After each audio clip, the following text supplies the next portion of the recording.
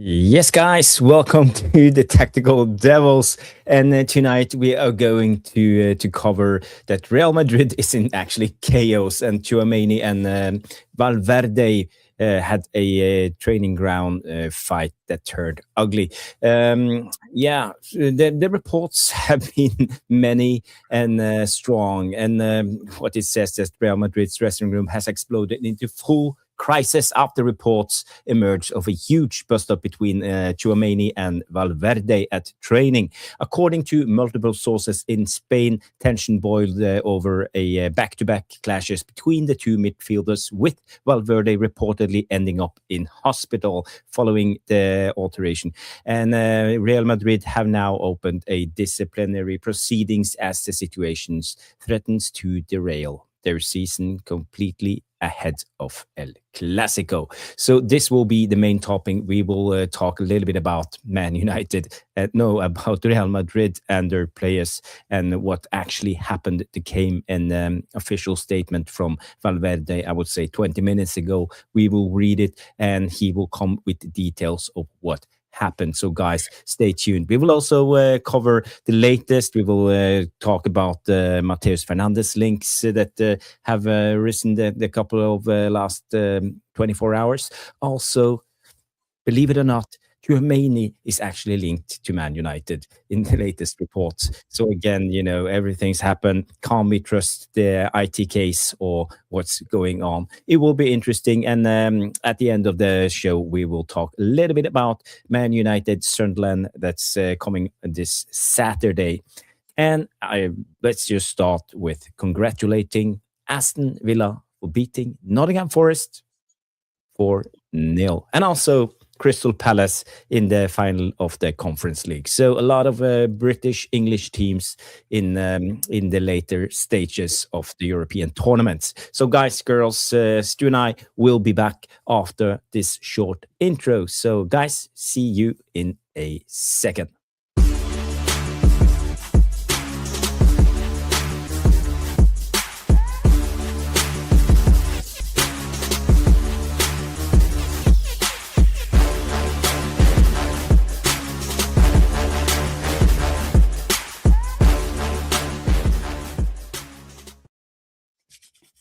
Yes, guys. Welcome to the Tactical Devils. I see a lot of people have tuned in already, as usual. Yeah. Let's just start reading names. I see Jan Malmin coming in with a Norwegian text saying snip, snap, snute, and Forest are ute. Total demolition job here. So, Danny B comes in and say, hit that like button on the way in. Yes, that's important always. Hit that like button. Get those likes in early, guys. Smash the like. Let's do a like spike in the beginning of the show. Tom Porter is in the house. Big up, Tom Porter. A club in turmoil. They might have to sell some of the biggest stars to sort the mess they're in. Yes. I gladly take Valverde to Man United. And Tchouaméni. So, yeah. We will have the debate. And begin with two lovely goals. Bilal is in the house. I am Titanium. Yo coming in. And a lot of you legends in the house already. I see Niall Brady and Johnny Commode. And Grace is in the house. And starting the show by gifting 5 Tactical Devils memberships. And Stu haven't said a word or one word. I know. I've been quite quiet tonight, which is unusual for me. But no, first of all, many congratulations to Villa. One of my best friends is a Villa fan, and he's absolutely over the moon today. I did think that they would win, Villa. I think I said, didn't I, the other night, that Villa will probably go through. Great for Palace as well, equally, and equally the Gunners. So as much as we hate the Gunners, and they've been fucking unbearable, haven't they, since? Apparently, they're the greatest Champions League side of all time now. Exactly. Yeah. So fuck knows if they ever did the double. Thank God they got PSG, because PSG looks supreme. No way Arsenal win that thing. No. The second half when I got back from footy last night, I was really impressed with PSG. So it's been brilliant. Whether as football fans, to see 3 English clubs make it through to 3 European finals is absolutely brilliant for us. So I can see 2 winners. I definitely think Villa will win, and I can see Palace winning as well. So I think we're going to get at least 2 champions. Now, Villa win. I don't know what that does to our coefficient. Does it go down?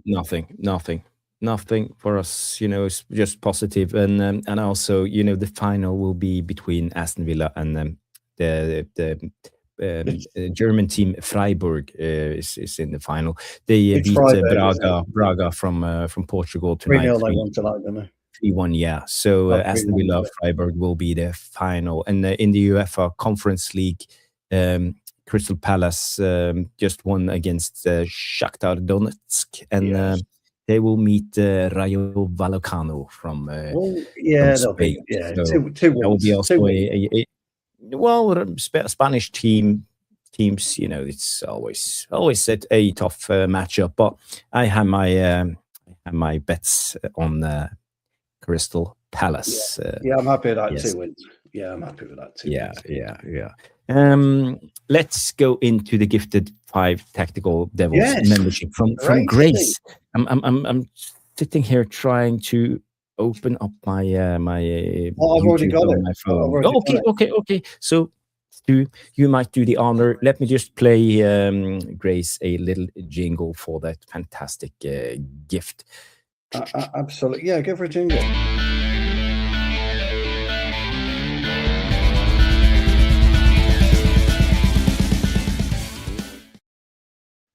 Gracie, absolutely superb. And we've got 5 brilliant members. I'm chuffed for you all. There's a bit of a pattern that goes to these memberships, by the way, Jarvis, but I'll start with it. So the first one is Diogo Dallo 01, Dallo Diogo 02. That's the second one. Diogo Dallo 0001. I can't see the coincidence here. Portuguese Dallo 004 and Dallo 005. So, all those are absolutely brilliant, Gracie. We have Tom Porter, who's come straight in with a membership. We've got End the Madness. He'll be delighted with that as well. Loudmouth Football. Loudmouth. Yes. Honoured. I don't know what that is. Somewhat Triumph anyway. And Red Devil Studio. So see if you can work that one out. Honoured. Just yes, and RDS Red Devil Studio. Big up RDS. I hope you're well, my friend. And Diogo Dallo and Diogo Dallo. Fantastic. Thank you so much, Grace. By the way, Jarvis, have we told Grace that Dallo's are probably our player of the year? We mentioned that. Well, you mentioned it, and because of that, Grace just sent another super chat. So again, Grace, you don't have to, but you are a freaking legend of the channel. Thank you so much. Thank you so much. Thank you so much. Brilliant, coming in with a swap deal, Tchouaméni for Ugarte, 100%. Real Madrid would love that. Ugarte, that the Uruguayan midfield with Valverde and Ugarte, that will be dynamite for them. And, there will be no bus stops, no fights, nothing. They will be friends. Uruguayan partnerships. Yeah. Why not? Falling apart. I felt this year that when they manoeuvred Alonso out, and look, and I think there's some real poisonous footballers at Real Madrid, and it includes a certain Englishman. I think he's been awful for Real Madrid this season. Yeah, or Trent. No, Bellingham. No, Bellingham. I think he rose very, very quickly within Real Madrid, and there was a certain change within him, which a lot of us in England have noticed. Didn't make the England squad a couple of times due to injuries. Was he really injured? There's so many questions surrounding him, Mbappe. Players like Tchouaméni. It's just been awful. The demise of Real Stu, Madrid. quick question: would you swap for England in this World Cup McGinn from Scotland and Bellingham for the number 10 position? Me and you, right? We've been doing this gig a long time, but if you remember, I said to you, I've said to you 5 times over the last 6 weeks, the difference between Aston Villa performing and not performing is John McGinn. And they were woeful at best against Tottenham. John McGinn comes back in because he was rested. He comes back in, bang. When Villa went through that wobble just after Christmas, just before Christmas, after Christmas, when McGinn was out for about a good 6 to 8 weeks, and as soon as he came back, what happened? It's hard to put your finger on a player being so instrumental in one team, and yet John McGinn is, because football's a team game, but John McGinn's made him tick tonight right through. I hate to say it, he's a brilliant player. I always rated John McGinn. Well, Fergie raved about him. Fergie wants him again. But he's starting to get a little too old, maybe, for Man United. We only like those 22, 23-year-olds. Yeah. I don't know how old McGinn is, but we can't take McGinn, unfortunately. But, credit where credit's due. Great to see him. Would you swap, would we get, Agarty out the window? Yeah, absolutely. We need to move Agarty on. There's certain things that we do need to do, and there's certain things that we were not going to be able to do. I think we all know that. I saw your debate last night about the left winger. I think a left winger is so far down our priority list. I don't know if you guys saw it. I did a 2-hour Jarvis's Corner on Northern channel without Northern. Yeah, I couldn't join, and I was banned. I was banned last night. I can. That's okay. That's okay. I quite enjoyed it, doing an hour for myself, just me and my yappity yap. Yeah. But I think a left winger is so far down our priority list right now. I understand the conversation. I get it. But if we don't sort out our midfield, then we're going to have problems moving forward. And we all know that as fans of this great club. We all know that. So I think you're seeing a couple of things, really. You're seeing the demise of Real Madrid. The funny thing was for me, which I'm not surprised, by the way, 30 million signatures to remove Mbappe in the summer is horrendous for him, and horrendous for Real Madrid, and horrendous for every other team on the planet, because nobody can afford the guy. He's a money motivated footballer, and they just don't think he works hard enough. He's had problems, hasn't he, with going away on holiday? He's had all this. But Jarvis, I've never rated Mbappe. He's not been a player that is completely. Well, you can't talk down his talent. It's not about his talent. It's about his attitude. He's all about attitude, and he's wrong. Neymar succumbed to attitude, and look where he is now. They've made all the money in the world, but they've been succumbed to attitude. Bellingham is running down the same path.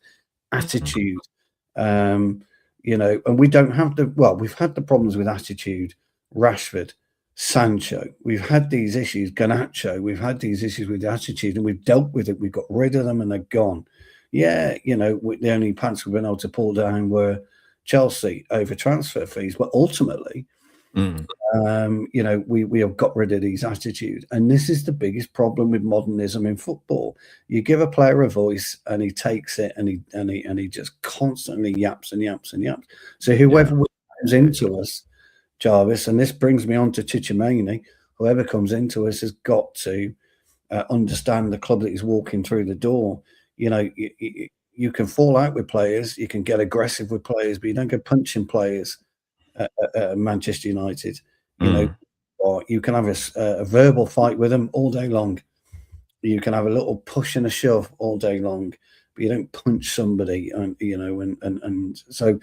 We don't know all the details in this particular situation, but somebody's punched somebody. and Well, that's it. not according to reports. That was quite conflicting. You should thought. The reports came out. Let's do it chronologically, and Yes. let me just find.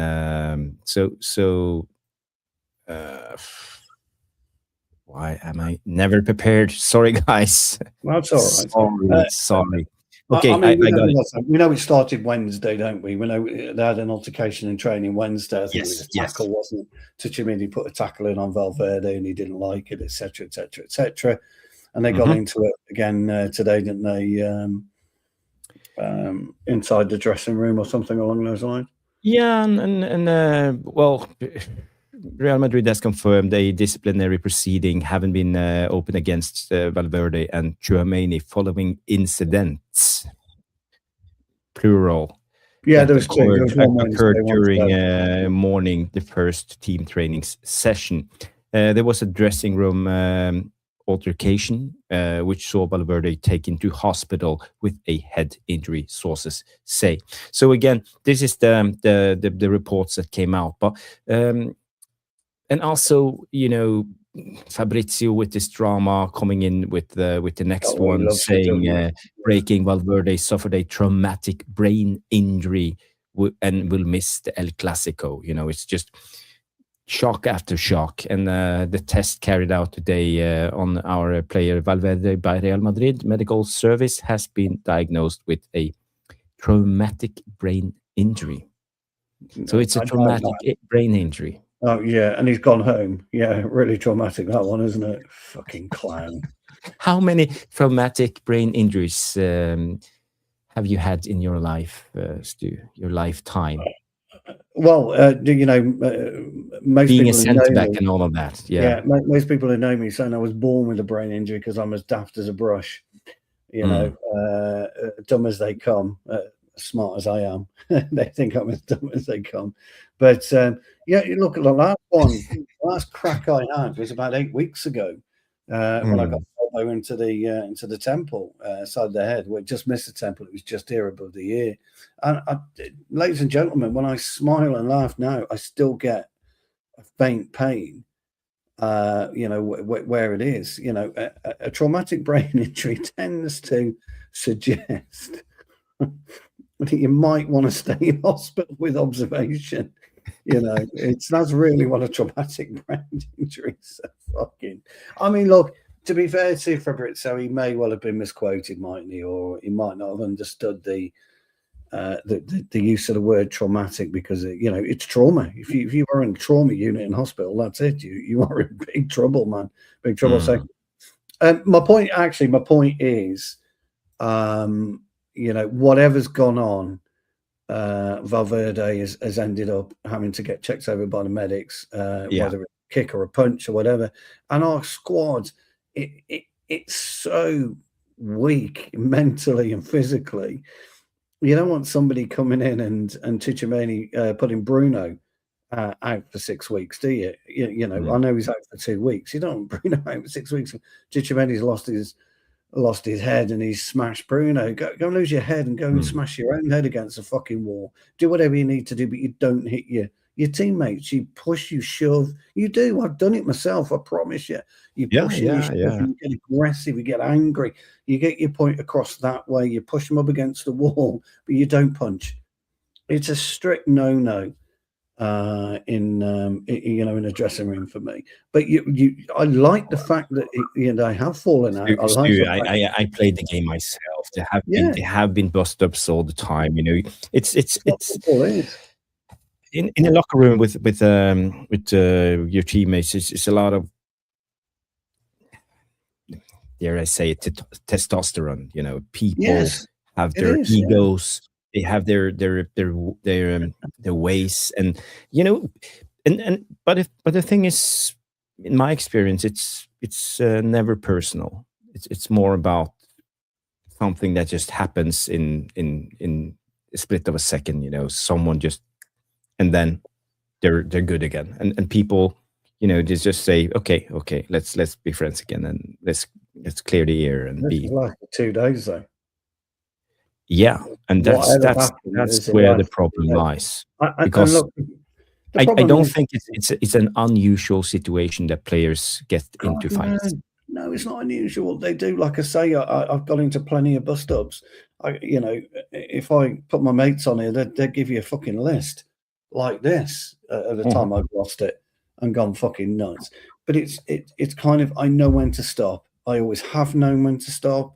I always know that we your teammates in a dressing room, you draw the line with fisticuff. You draw the line with punching somebody. Because you've got to line up with them on the Wednesday, or you've got to line up with them on a Saturday afternoon, and your mate's there walking out with a shiner, and he's maybe not having his best game, mate. That's on you, fella, not on him. That's on you. You lose the game 1-0, 2-0 because the injured party's made a slight error. That's on fucking me, not you.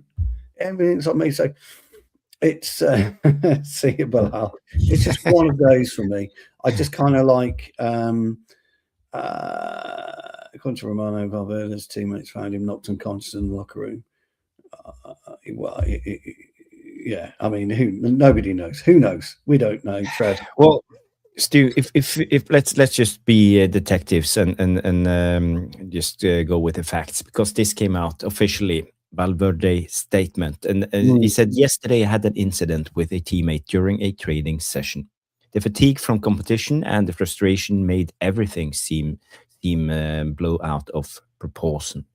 So okay, I gotta go a little bit down. So in a normal locker room, these things can happen, and they are usually resolved internally without becoming public. Clearly, someone here is spreading rumors. With a season without titles, where Real Madrid is always under scrutiny, everything gets blown away out of proportion. So basically, now he starts like the Bill Clinton "I never inhaled" talk. It's just mumbo jumbo, talking about blaming all the other things, bad season and all of this. But this is where it gets interesting. You say, today we had another disagreement during the argument. I accidentally hit a table, causing a small cut on my forehead that required a routine visit to the hospital. So basically what he's saying, today they had another disagreement, and he accidentally hit a table, causing a small cut. So no hitting, nothing. And now this comes out. At no point did my teammate hit me. I didn't hit him either. So again, this is directly from the source Valverde saying there were no hitting. No one did nothing. He just miraculously just ended up with a brain injury or a fracture. You forgot the signature at the bottom, Florentino Perez. Yes. There's absolutely no fucking chance Valverde, what's his name?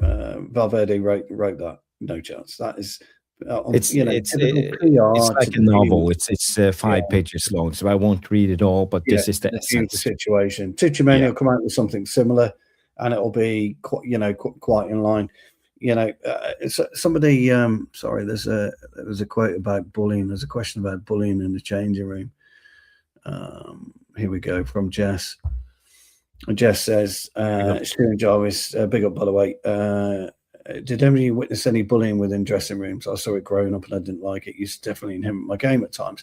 I have come across bullying. It's always been verbal bullying. It's never been physical. I wouldn't stand for any physical violence in a dressing room that I was in anyway. I would always stand up if I thought it was non-constructive criticism and he's just digging a player out all the time. Then yes, I've stood up to and said things to managers or players about that. There are certain characters. There's a makeup of characters in a football team and a makeup of characters in a dressing room, and you can walk into that dressing room. You've had a particularly pissy morning, something hasn't got right for you. You might crash your car, you might have stubbed your toe, you might have fallen out with your missus, your kids might have been playing you up or whatever, and you walk in and you just walk in a bad mood. Somebody says something to you, snap, it makes you fucking blow up. But I have seen it, I have witnessed it, I've seen it on other teams as well when I've been playing, and I hate bullies anyway. Jess, I cannot stress this enough. I fucking detest bullies. Anybody who thinks they can railroad a person, manipulate a person for their own amusement or their own gain is sickening to me. And so I would always step in if I felt it was bordering on bullying or completely unjust, and I would step in, not because for anything else that I would hate to think that anyone is doing that to a member of my family or people that I care about or love. So, Jess, I'm sorry you've had to put up with that, and it probably has inhibited your game. I hope you've not seen it since, and you're still playing. So, but yeah, I 100% agree, and I think Nicky also comes in. I hate bullies too, and I think we all do, you know. But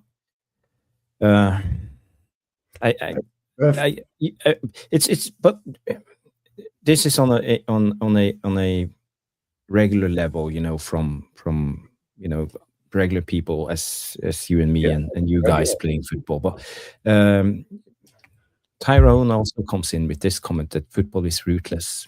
And if you are having a shit game, your teammates will not hesitate to tell you, and especially at the highest level, because you know the competitiveness and the need to win every game, every training session, every little fight, every time you step on that pitch, you know, the need to win. You know, Real Madrid, you wouldn't come as far as Real Madrid if you weren't a little mental in the first place. It's not. I know what you mean. Winning. Yes, I know exactly what you mean, and I think you're right. Look, I'm on record as saying I'm a terrible winner. We win a game of football 3-0. We've hit the post twice. We won 5-0. How the fuck have you missed that? And Tyrone, you're absolutely right. When you're on that pitch or you come off that pitch, if you won, drawn, or lost, you have, you know, people have something to say. And I always think it's how you put it, it's how you get your message across. You know, if we've been blamed at the back, I'll always blame the midfield. How the fuck's he got through the middle? You're having a pop at us, but he's had a 10-yard free run. And that's how I approach it. But there are people that just explode, and that's how they get it off their chest. Yeah.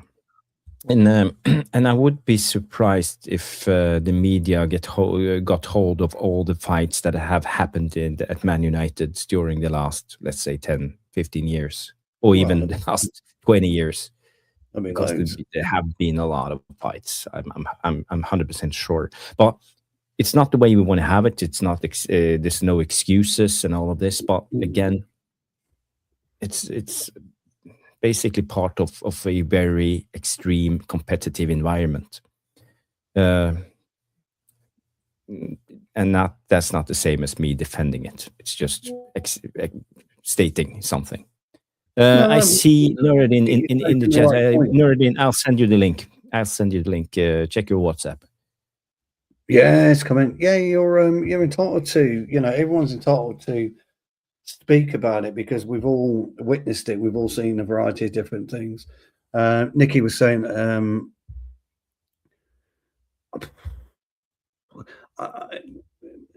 my dad, Nicky, I don't know if you're male or female, so I'm not going to say he or she. My dad taught me how to fight in case I came across bullies at school. Absolutely. I did the same with mine and made sure they can defend themselves. Yeah, so I've got no problem with that. I blame everybody. Never blame yourself. Me and Jarvis will tell you this, it was never your fault. No chance. First rule of thumb, Trev, first rule of thumb, it's never your fault. It's always somebody else. You find the closest player to you, and I promise you it's his fault. You know, I've always done it for a bit of fun. Mighty Tipton Town. We've got our final league game this season, Saturday afternoon. It's a winner takes all for the title, but we need to win 8-0. So I think we're going to end up finishing second. A mighty Tipton Town. Then we've got to cook the following weekend. We got a quarter-final cup match, and I'm so looking forward to the break. After that, I just need the break on. So. I just want to bring up this before we go back because I want to tell a little anecdote or story from my own football life when it comes to fights. But Niall Bradley coming in and say last Friday, the 5th and 1st was definitely my birthday. I saw this. Sorry, I didn't have time to put it in right away. But happy birthday, Niall Bradley. And how old? No, you're not allowed to. You're not allowed to ask that question. But Niall deserves a little carrick, So big up to Niall and happy birthday, buddy.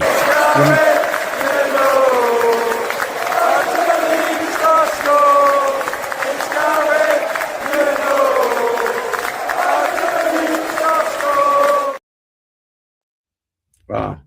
By the way, Nikki is a she. Thank you, Nikki, for pointing that out. I didn't want to. I didn't want to state otherwise.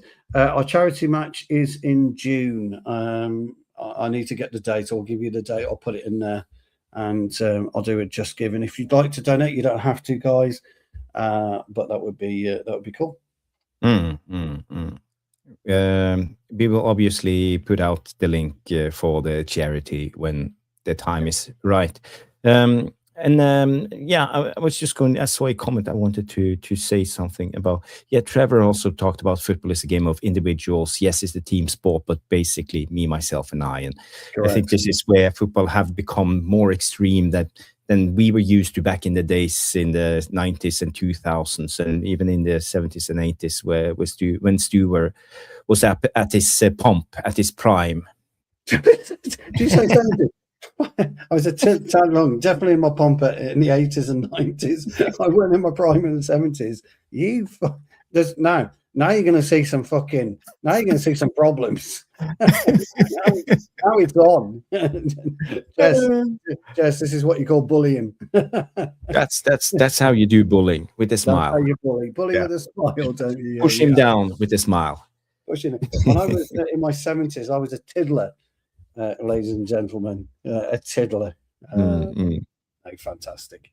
Well played, my friend. Well played. Are you Nuruddin? Thank you.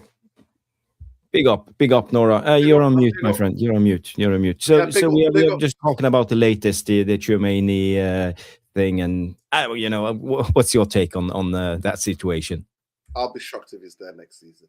Yeah, me too. By the way, this happens in every football club, whether it's professional, whether it's amateur, or whether it's Sunday league. Human beings sometimes don't get on. Players fall out. This happens. Famous story, Roy Keane knocking Peter Schmeichel out in the hotel room, getting it on. Yes. Never went to a hospital. They deny it, don't they? They deny that, don't they? To be fair, Roy Keane tells it. I've seen Roy Keane tell it,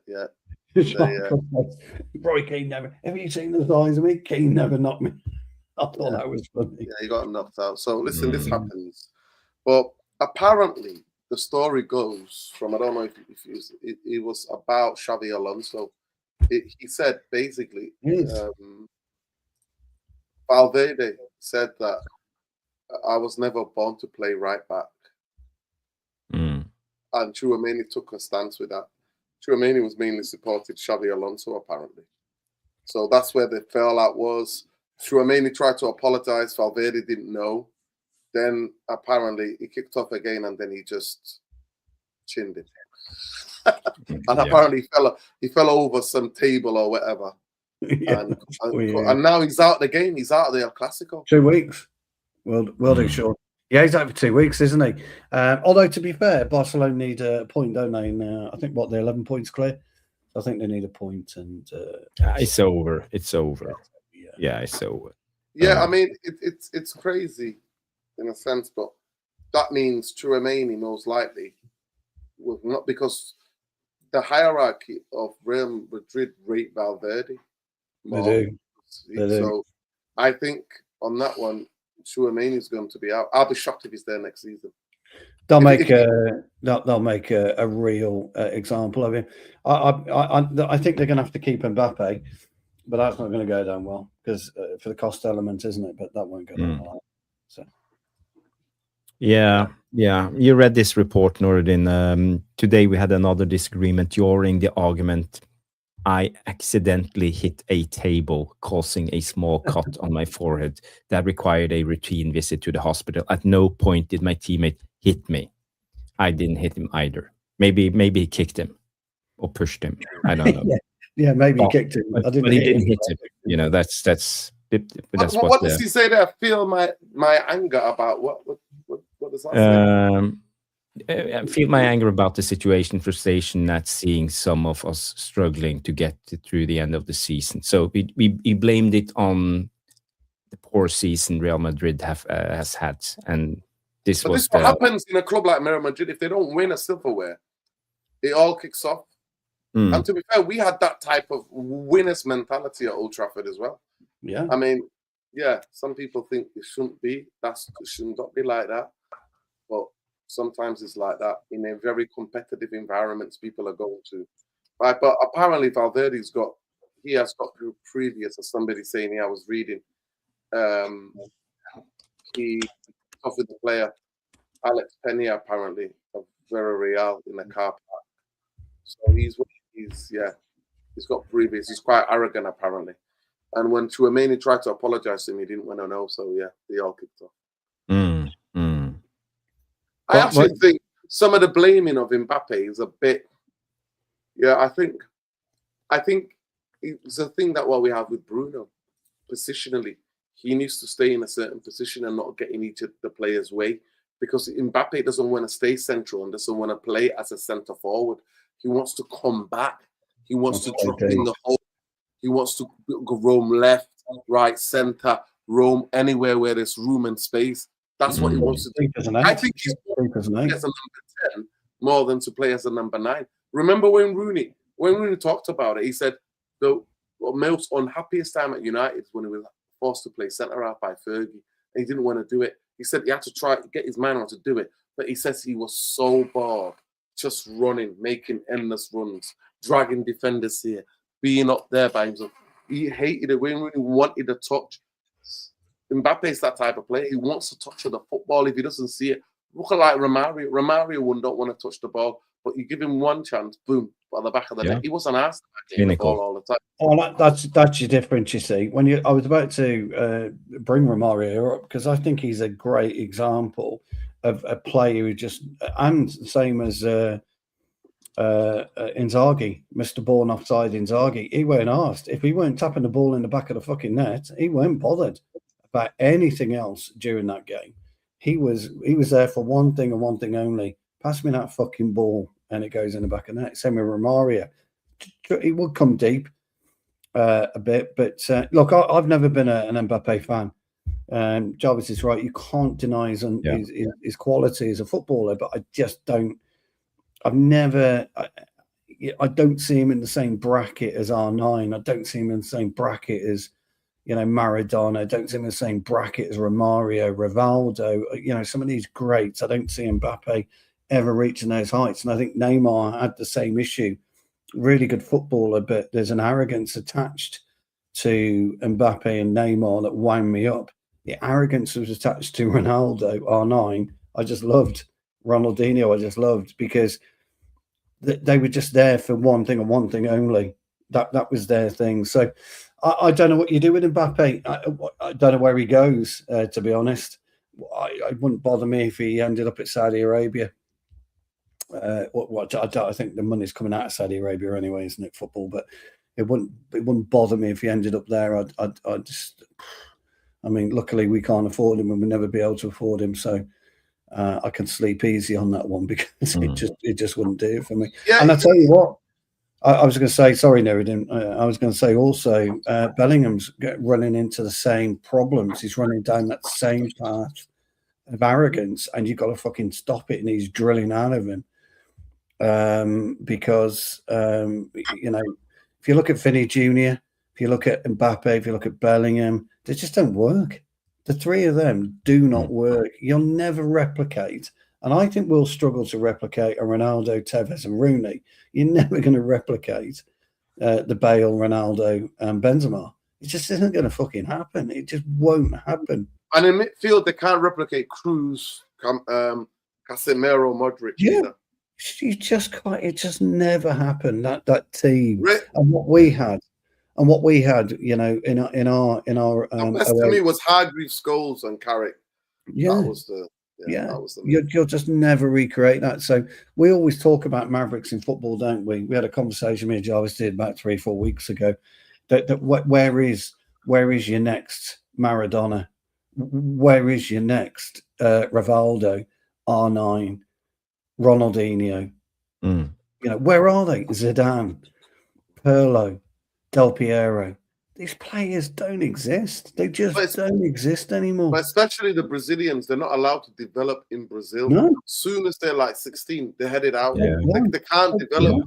The Ronaldos, the Ronaldinhos, they were still in their late teens. They were still developing in Brazilian football. Now, because of the internet, you got people watching games. Literally, there are people who carry cameras, and watch what our sporting directors are in Europe watching the games.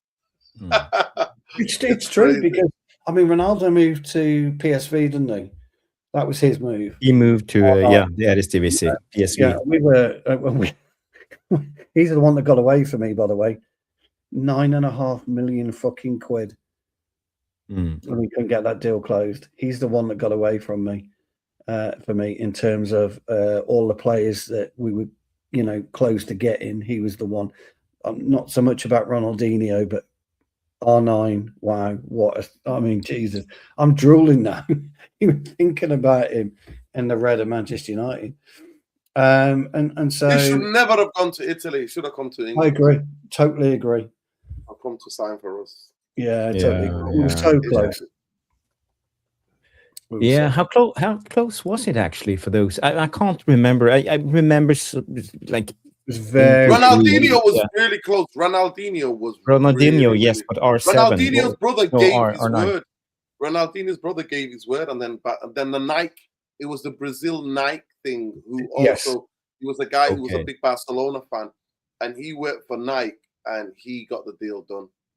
Rumor has it Nike paid a good proportion of, because it was a lot of money at the time, wasn't it? 30 odd mil. It was a lot of money at the time. I think Nike gave him there was some deal done between.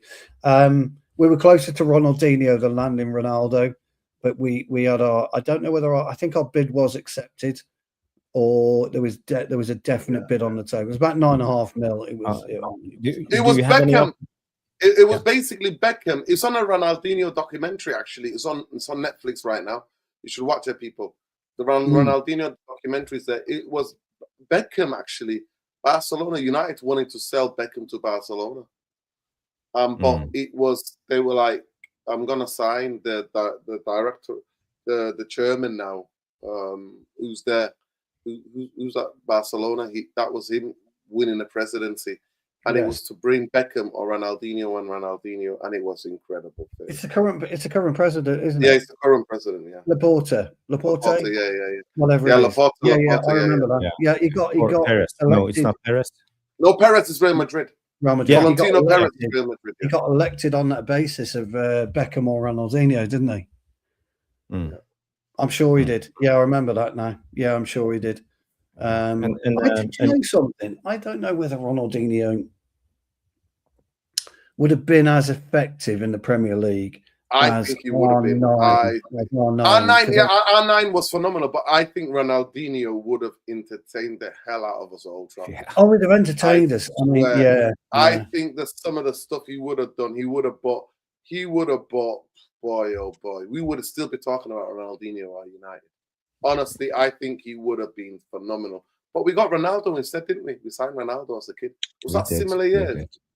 I think we did. I think we a couple of years later. It was based on. I mean, the Ronaldo one was obviously based on Ferdinand going fucking nuts, wasn't it? Yeah, Ferdinand and everybody else. O'Shea, everybody laughing at O'Shea. They were all laughing at O'Shea. Yeah, they all laughed at O'Shea. Ronaldo megged him so many times. Yeah, they went absolutely. They literally went to Peter Kenyon. I think not Peter Kenyon. They went to Fergie, and I think whoever it was at that time, the chairman, and they were like, "We're not going back. We're not going back to Manchester." No, without him, they signed him that night, but they didn't tell us, did they? And guess what the original deal was? Well, we'll sign him now, and then we'll give it back to you for a season. And they were like, no chance. The players were like, this kid is ready now to play. I'll Yeah. never forget that, honestly. You know, the place is not that far from here where they used to have the medical, the little hospital. I just remember cycling down there and trying to get a glimpse of him. Yeah. The Cantona deal was very similar, not that how it happened, but Pallister and Bruce, if you read, and listen to what they've got to say, they said they just couldn't get to grips with Cantona all game. Every time they played and couldn't get to grips with him. It's the hardest match they had. You've got to sign him. I mean, think about it. Every time he played a full season, he won a big trophy. And it never happens now. You don't hear players raving about players anymore. You don't hear it. You don't hear the, Owen Hargreaves will go down, unfortunately, through his injuries as one of our best but worst signings. And it's such a shame because he was a fucking brilliant footballer. He was. The biggest things in a Ronaldinho documentary, they talk about the reason why Brazilians go to Spain, especially Barcelona, specifically Barcelona, is because how relaxed the culture is, but also the city has a beach.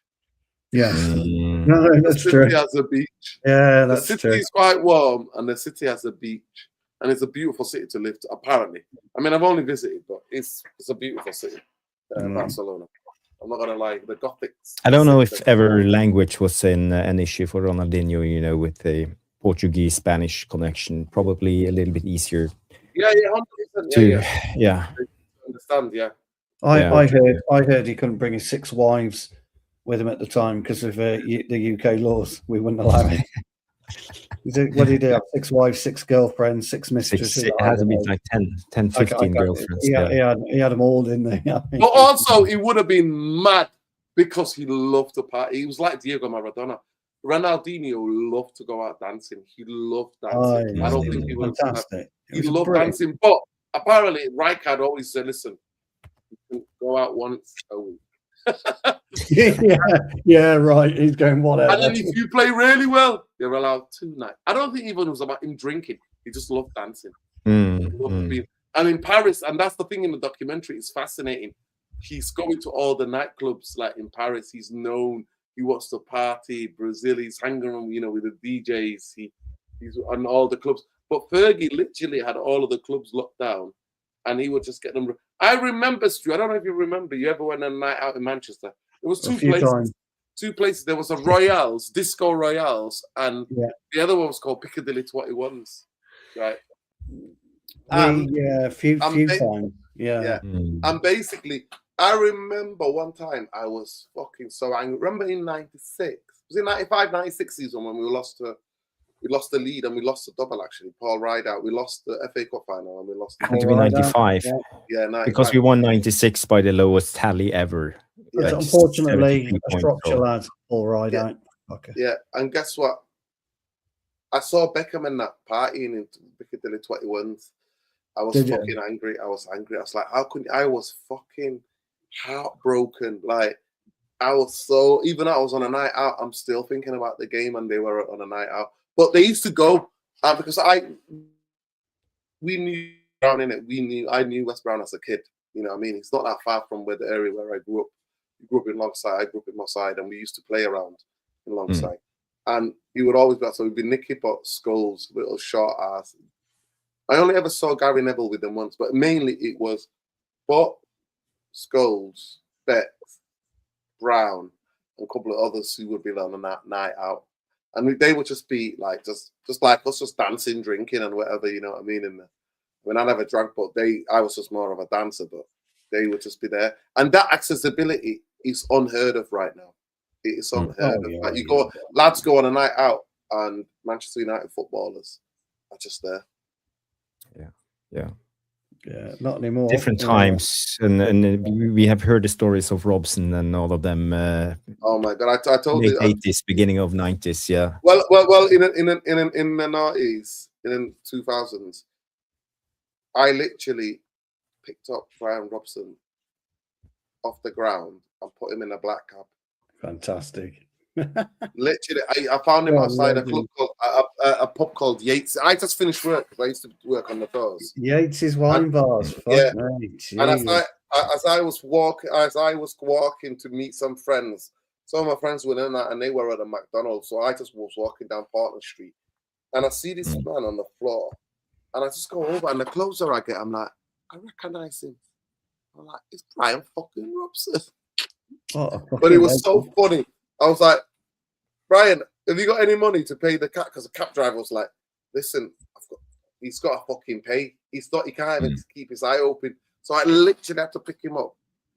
Why not the book? But I said, listen, this is a Manchester United fucking legend captain, Brian Robson. And the cab driver was a United fan. It's like, yeah, he is. I'm a big United fan. He's a hero, man. But he better fucking pay me.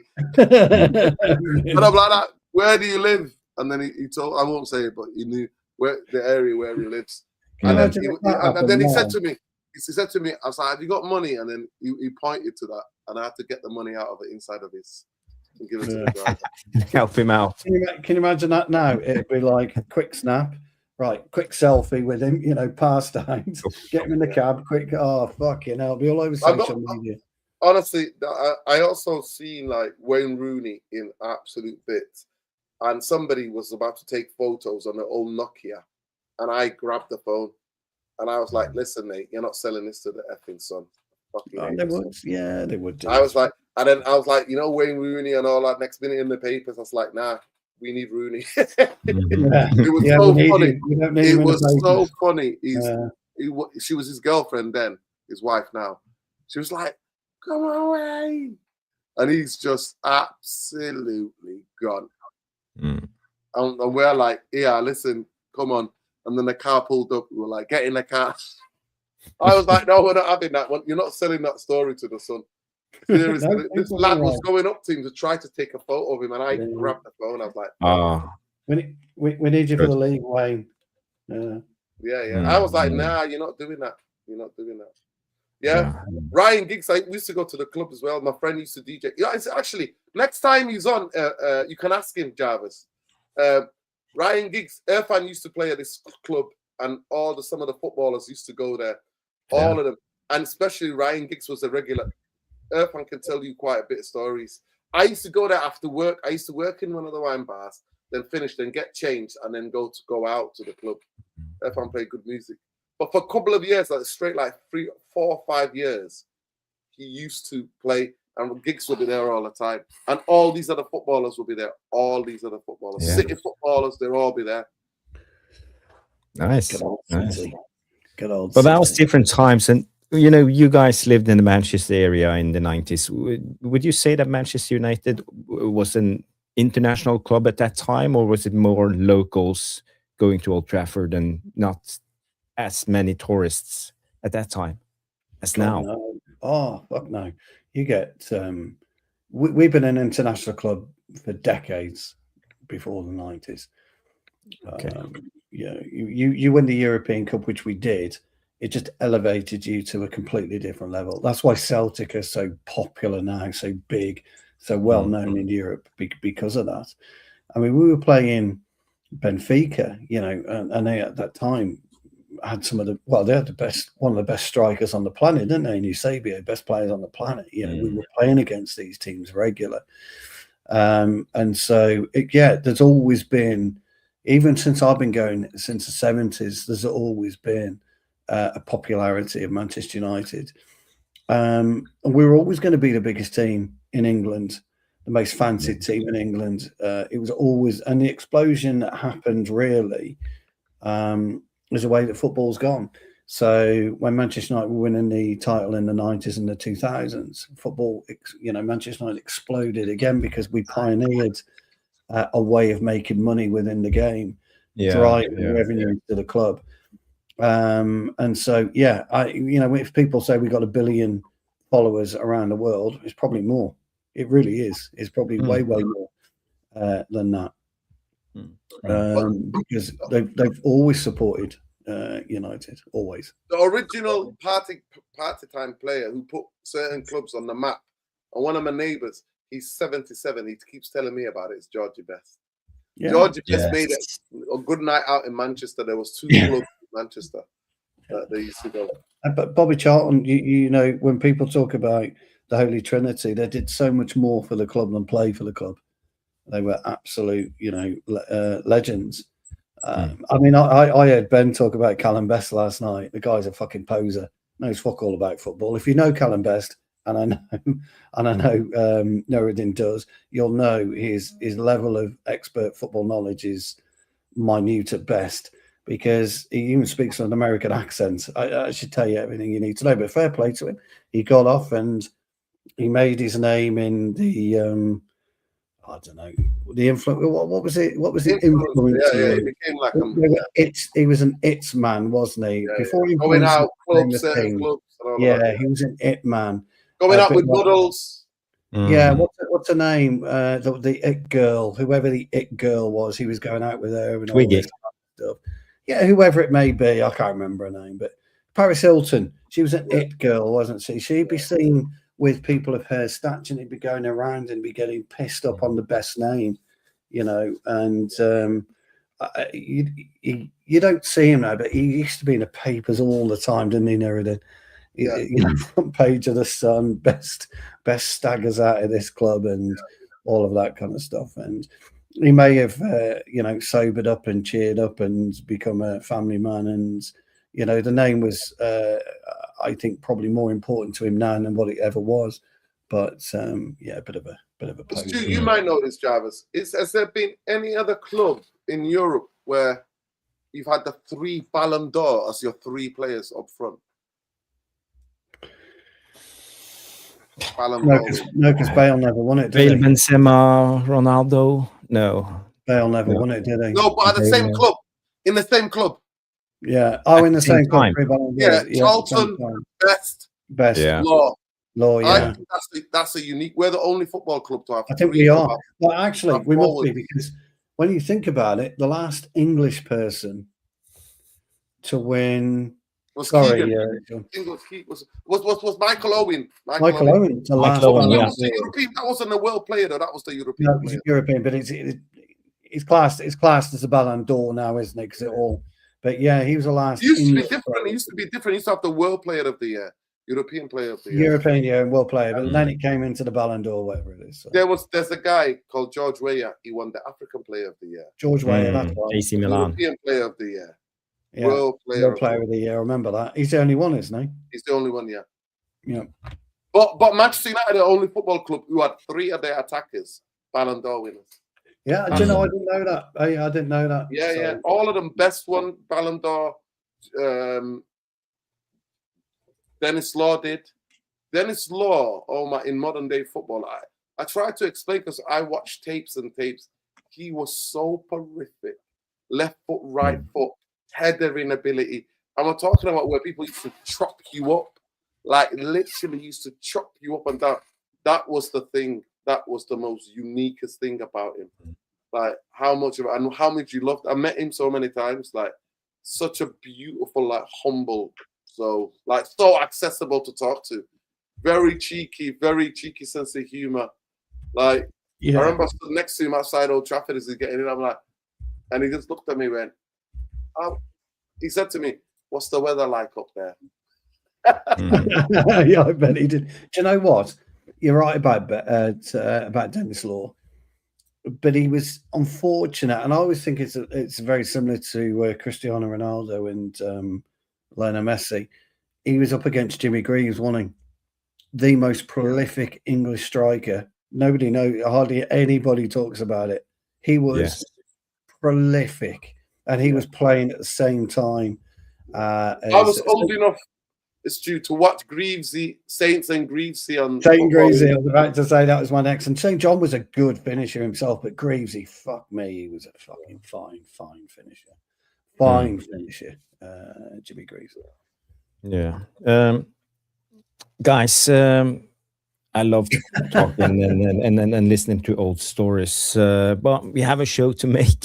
Sorry. In my notes, There we go. We are still at the first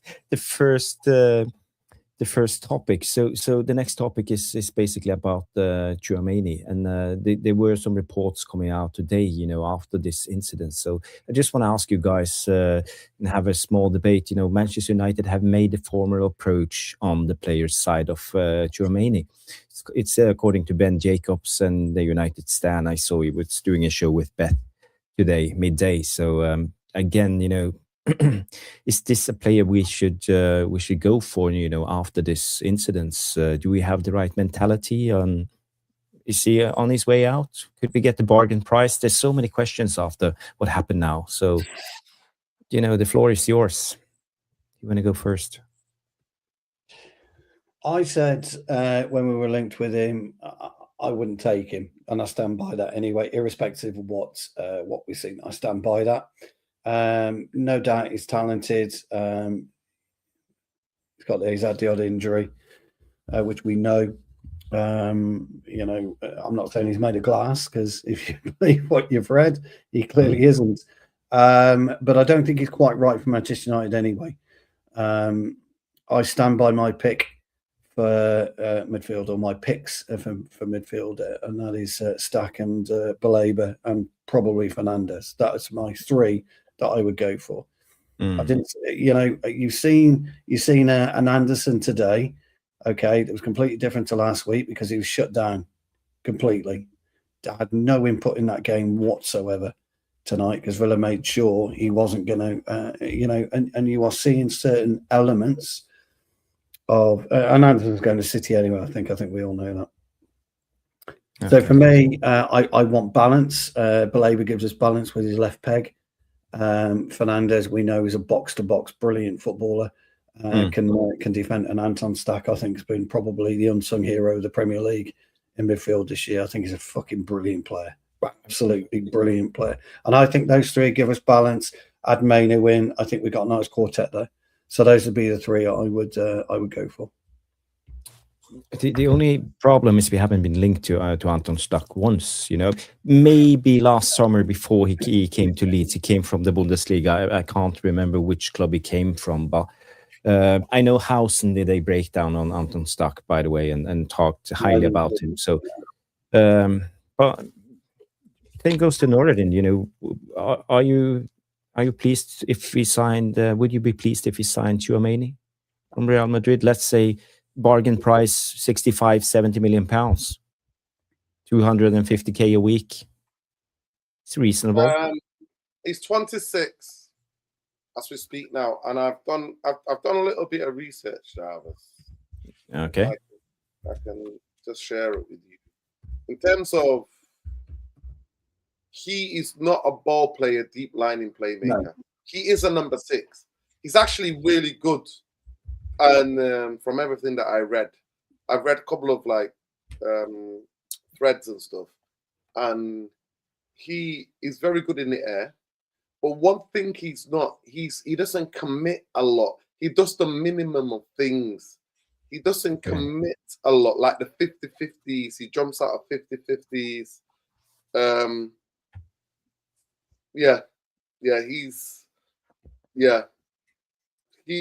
He's the kind of guy who's very, there's certain players, like for example, Fernandinho was amazing at this. There are certain players, because the way they nick the ball, they don't actually commit fouls that much, and they don't get booked.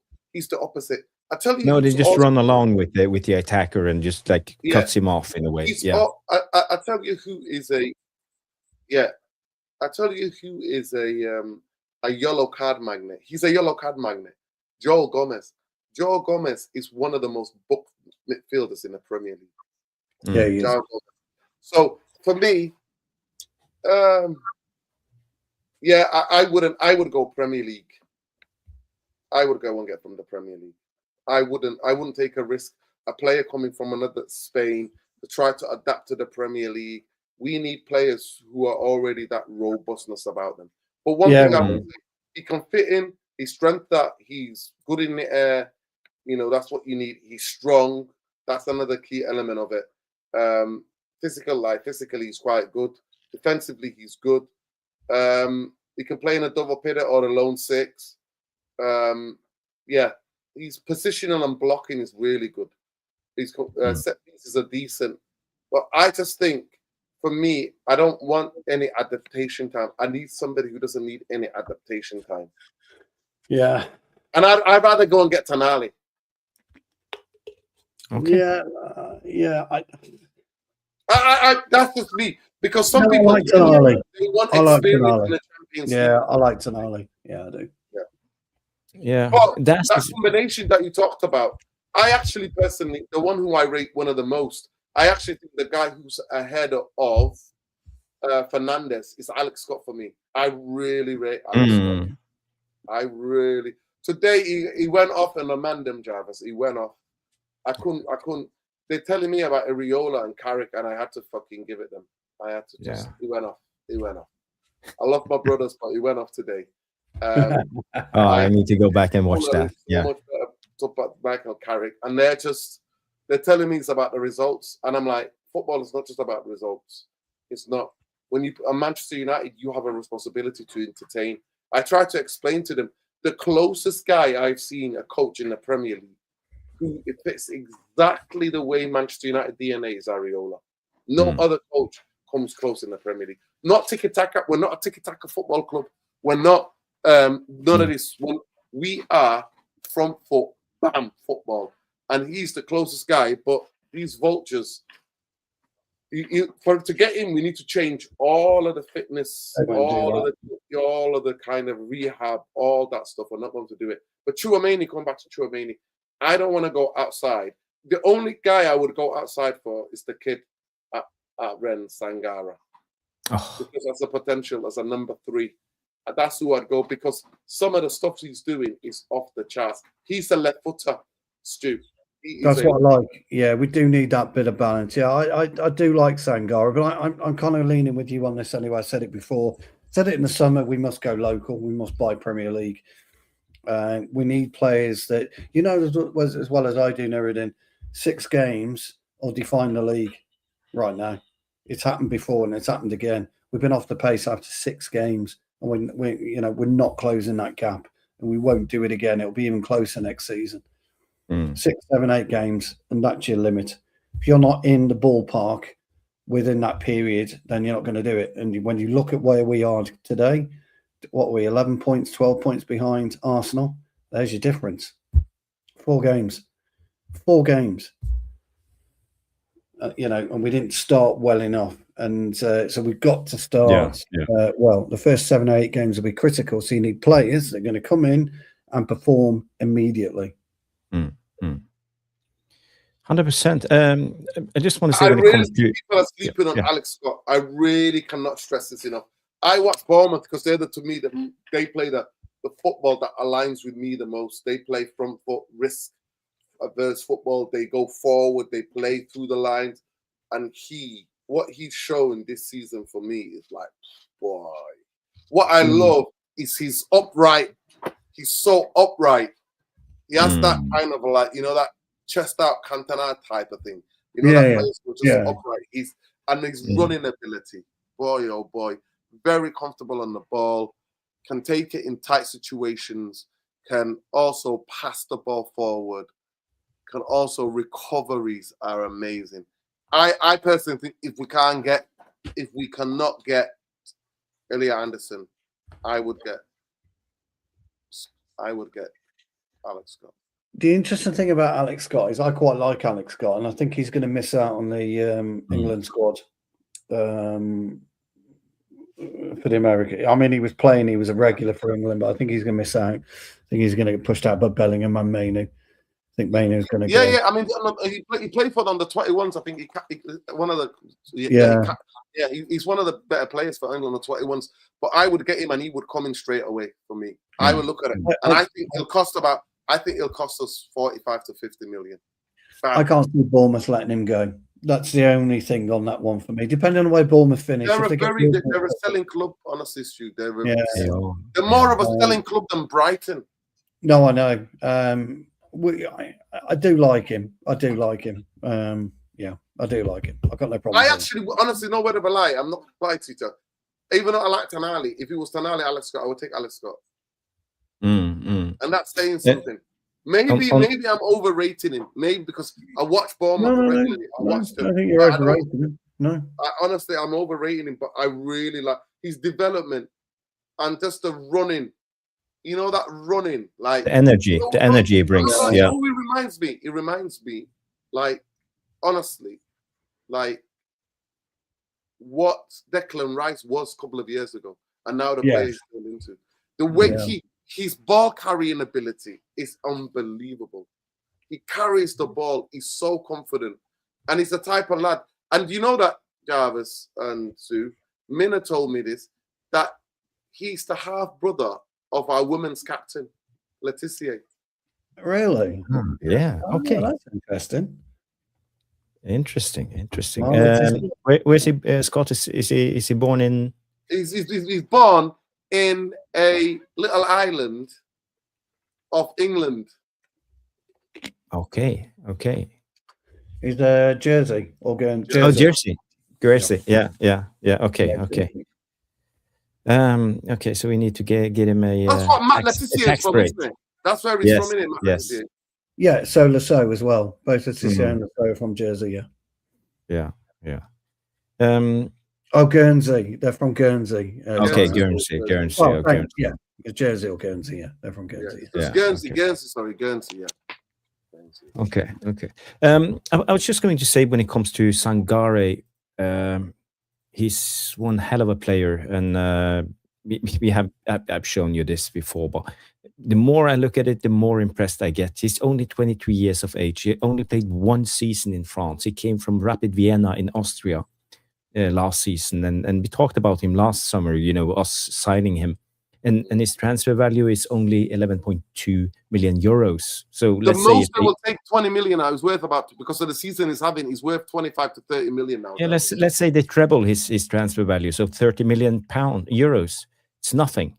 And when you look at his stats here, his rating, it's 7.69 this season, and he's the number 1 rated player in the French league this season. He's better than Vitinha, Kvaratskhelia, all of them. He's the highest rated player in the French league, and he's a bargain player, maybe 30 million euros. Yeah. I can't understand why we sleep on a deal like this. I said that to the man them today. They were all like, "What?" They were looking at me funny. Well, it's because they have an RC Lens. They are a small club in France. They have Lyon, Marseille, Monaco, PSG, the 4 big clubs in France, always, fighting for the titles. And now RC Lens, I think they're only like 4 to 6 points behind PSG this season. And that's incredible. And they were leading the league for quite a long time. They were number 1. Yes. There's no way he's outperforming Vitinha. I'm not having that. He is. No, he is by far. I don't buy that. I'm sorry. If you've seen Vitinha play, no way, and you have. Okay, let's check out player stats for League 1 this season. Top scorer, assist, goals, assist, football rating. So here we are. Number 1, Mamadou Sangare. Number 2, Vitinha. So Mamadou Sangare has an average of this season in 7.69. Well, based on what? We could give him a 5. No, based on the ratings. Based on the ratings. Yeah, but this is the problem with ratings and stats, isn't it? They don't tell a picture of a game. There's no way. Oh, yeah. You can go down that path, but if you're going to use stats as a metric. But Stu, I understand what you're saying, because stats without the context sometimes can be misleading, right? They can. I'm just saying, there's no way. No way is more valuable than Vitinha. Yeah, to be able to be put up there. Yeah, I mean, I think that is impressive, but there's no way he's more valuable to the French league than Vitinha. No chance. No, I'm not saying it's more valuable. I'm just saying, going by stats, this is super impressive. Most of people haven't heard about his name, Mamadou Sangare. Who? No, but my point is, this is what their stats are saying. That he's the most valuable player, playing for not money-wise, but player-wise. I'm not having that over Vitinha. Kvaratskhelia, absolutely. Kvaratskhelia has been pretty average. Kvaratskhelia, I think, is ranked. I have to go quite. That's what I mean. Yeah, he's been average. He's number 18. Yeah, 7.32. But he's ripping it up in the Champions League. He's been average at best in the French league. So Vitinha, different planet for me. Completely different planet. United till I die say sorry, but stats trumps feelings in most cases. No, they don't. Where's the evidence of that? There's no evidence whatsoever that stats trump feelings. No evidence whatsoever. I bet you McGinn's stats, okay, are quite low down or medium in the Premier League, but he's absolutely vital to Villa. Well, again, it's another debate. I'm just trying to say that Sangare is quite a player. So 2,200 minutes, 28 games, and a average of 7.76. That's amazing. I don't know what's Bruno's average rating is this season, but it's Bruno level. Here's the point. Here's a good point. I'm hearing that.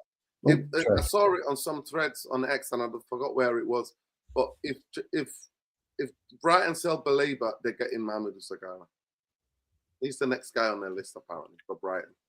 Replace Baleba. I don't know, but I mean, again, if he's valued, where the foot mob get his value at 11.1 million euros? But these, they just work off a lower, a lot of the times. But obviously, the clubs demand a higher ceiling of flat because it's his first. No, I get that. But if you look at that, if you're looking at what foot mob are telling you on one point, and then what they're valuing him at another, it doesn't add up. Not from an economic point of view or a marketing strategy at all. It just doesn't add up. Not in terms of valuation of a player. It's so many factors. It's you have salary, you have contract length, you have how many seasons have you performed? Are you an international? Do you where are you from? Is African, comes from Mali. Is not Brazilian. It would probably be more valued if he was from Brazil, for example. So there are so many factors playing into this and how they rate it. So that's why there are still possibilities to get them gems into this. And we have a limited transfer budget. So again, I think we should try to go for a player like this. I wouldn't hesitate. And if I was Man United, I would go right in 1st of June when the window opens or when it opens and just bang on £30 million. Here you go. Give us Sangare.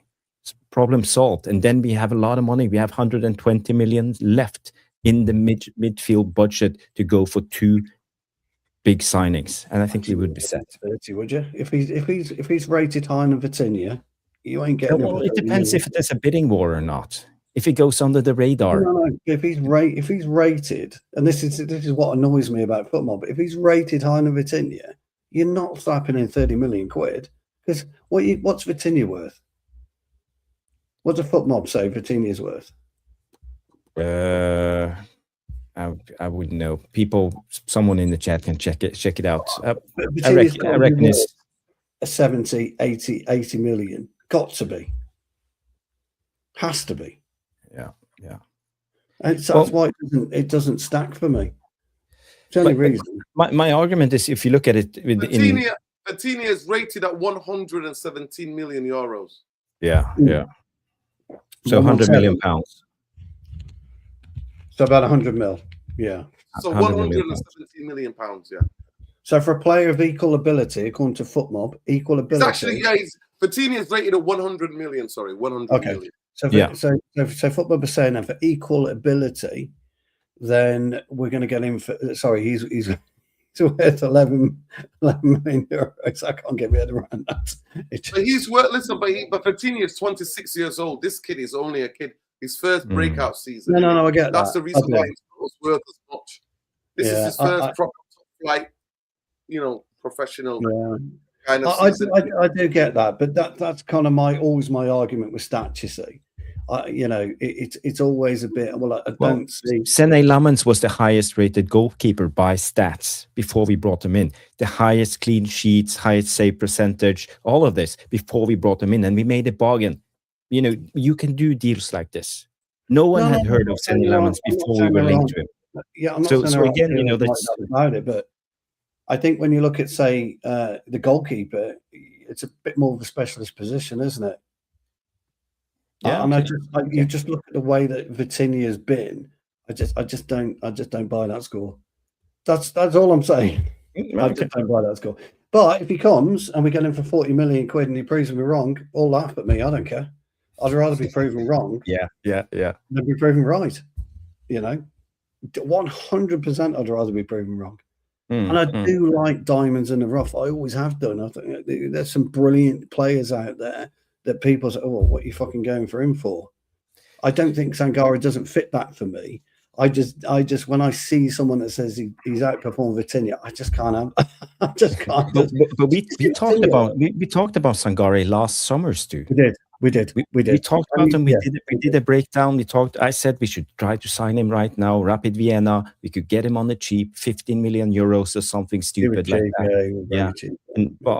And now we have the proof. One big season in France, and people got to remember, signing players from France and Spain is not as difficult as signing players from Serie A in Italy and the Bundesliga. The success rate of players, they are so much more adaptable to the Premier League because of the physicality. Especially midfielders. The midfielders transfer over quickly from it'll be interesting to see. The Premier League. Yeah, it'll be interesting to see what happens. The actual physicality and sometimes the pace of Liga A is similar to the Premier League. Yeah, it'll be interesting to see what happens in the summer with him. Absolutely. Yeah. Brighton, like I said to you, heard it through the grapevine, Brighton.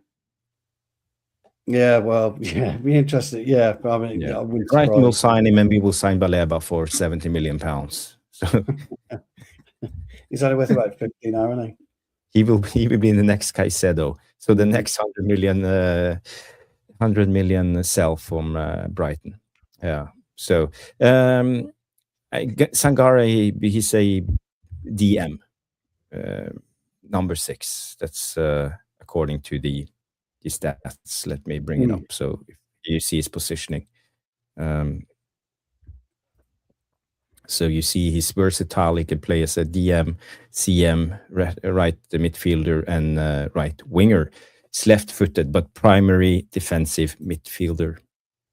And you talked about Nuruddin dribbled past. If you go to the stats, let's see, dribbled past. Yeah, so he's on 2.7. So yeah, it's probably phenomenal. not. The biggest thing about him is his vision.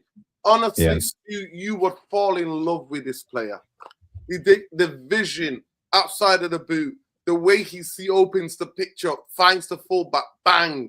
He's got the diag, he's got the switcher play. Honestly, Stu, he can open his body up on the left-hand side, bang. He can turn his body to this side, bang. He's so left-footed, it's unbelievable, honestly. You would fall in love with him. Even though you're not a big stat guy, if you saw him play, you would fall in love. That's where I look at it. That's where I judge everything by play. Yeah, absolutely. Yeah, absolutely. And I think we need a left foot for balance in the middle of the park. I do. 100%. We do. Need a left footer. I remember when Danny Blin played for us. He looked so much better with his left foot. He gave us more angles. Yes. The other player we have been linked to, ending the Tchouaméni debate is Matheus Fernandes. And we have seen this link coming up time after time. Manchester United have been in talks with the player's side of Matheus Fernandes for 4 to 6 weeks now, and the player is open to joining Man United. If West Ham stays in the Premier League, the deal will most likely be off. We talked about this. At least without significantly overpaying, because they will fight to keep him. So this is, I think this is also an interesting signing. I rate Matheus Fernandes. He's like an all-in action type of player. He's not afraid of the ball. He likes to receive the ball. He likes to do things. It's kind of what used to call a proper Man United player, a guy who doesn't hide. Yeah, he works for me. I like him. I must admit, I do like him. I didn't notice him really until the last eight games, and I think he's been absolutely brilliant for West Ham. Ultimately, What it's is it quite about? good. Okay, talk to me. I've not watched him as much as you guys. Tell me about him. What is his attribute? What is his key attributes, Stu? Mateus Fernandes. Yeah, go for it, pal. No, I haven't seen. I've seen more West Ham games this season than I would say any other team besides Man United. And I think he's not afraid. He's always trying to receive the ball, and he finds angles. He has an engine and a half. He likes to run a lot and be involved. He's almost like Bruno. He runs all over the place. So maybe not your type of player, but I need to say he's Run a with midfielder. purpose. I like players who run with purpose. He almost like he gets attracted to the ball, so he comes close and wants the ball and then wants to do stuff with it. He's not hand grenading, bombing the opposition 18-yard box. He's more disciplined. Can he on hold the his ball. position? Is he good at position? His positional play is very good. His ball play is very good. He's got a good short game and a decent long game. Not a good long game, a decent long game. Alex Scott, by the way, Alex Scott's got both. Alex Scott has both. But Jarvis is right. He's very, very athletic, great box to box, but his penetration runs aren't aggressive, so he's more calculated when he's got the ball. So you're basically describing similar attributes to Alex Scott. Yeah. I think Alex Scott's slightly better for me personally. Yeah, definitely. I don't think his long game's as good as Alex Scott's. And I'll agree. Alex Scott, honestly, I'm telling you, you're sleeping, people. You're sleeping on Alex Scott. You're sleeping on this guy, honestly. If his name was Alex Scott Nandes, everybody would Scottinho. No. To be fair, Nordin. He's not sound sexy, does he? Yeah, to be fair, Jarvis brought him up just after Christmas, January time, and he mentioned Alex Scott about potential for us, and he spoke highly. And my only criticism of Alex Scott and Fernandes is they've got to add goals. Yeah, that's Alex Scott's trying to be fair. Alex Scott is forward more. They just need to add goals. If they can add goals to their overall approach play, we'll go with their approach play and their positional play. Brilliant. Guess who's got goals? Sangara's got goals. Yeah. Got one on the left foot. There's the Eskimo's back out again. He can bang them. He's a banger. He lets it fly. The Eskimo's back. I'm not denying. All I'm saying is, for me, I've watched a couple of Lens games, this season. Yeah. I watched them a couple of games. Woo. No, I've heard a lot of people talk about him. I have. My lad talks about him. He's seen him a few times. Yeah, he talks about him. Yeah.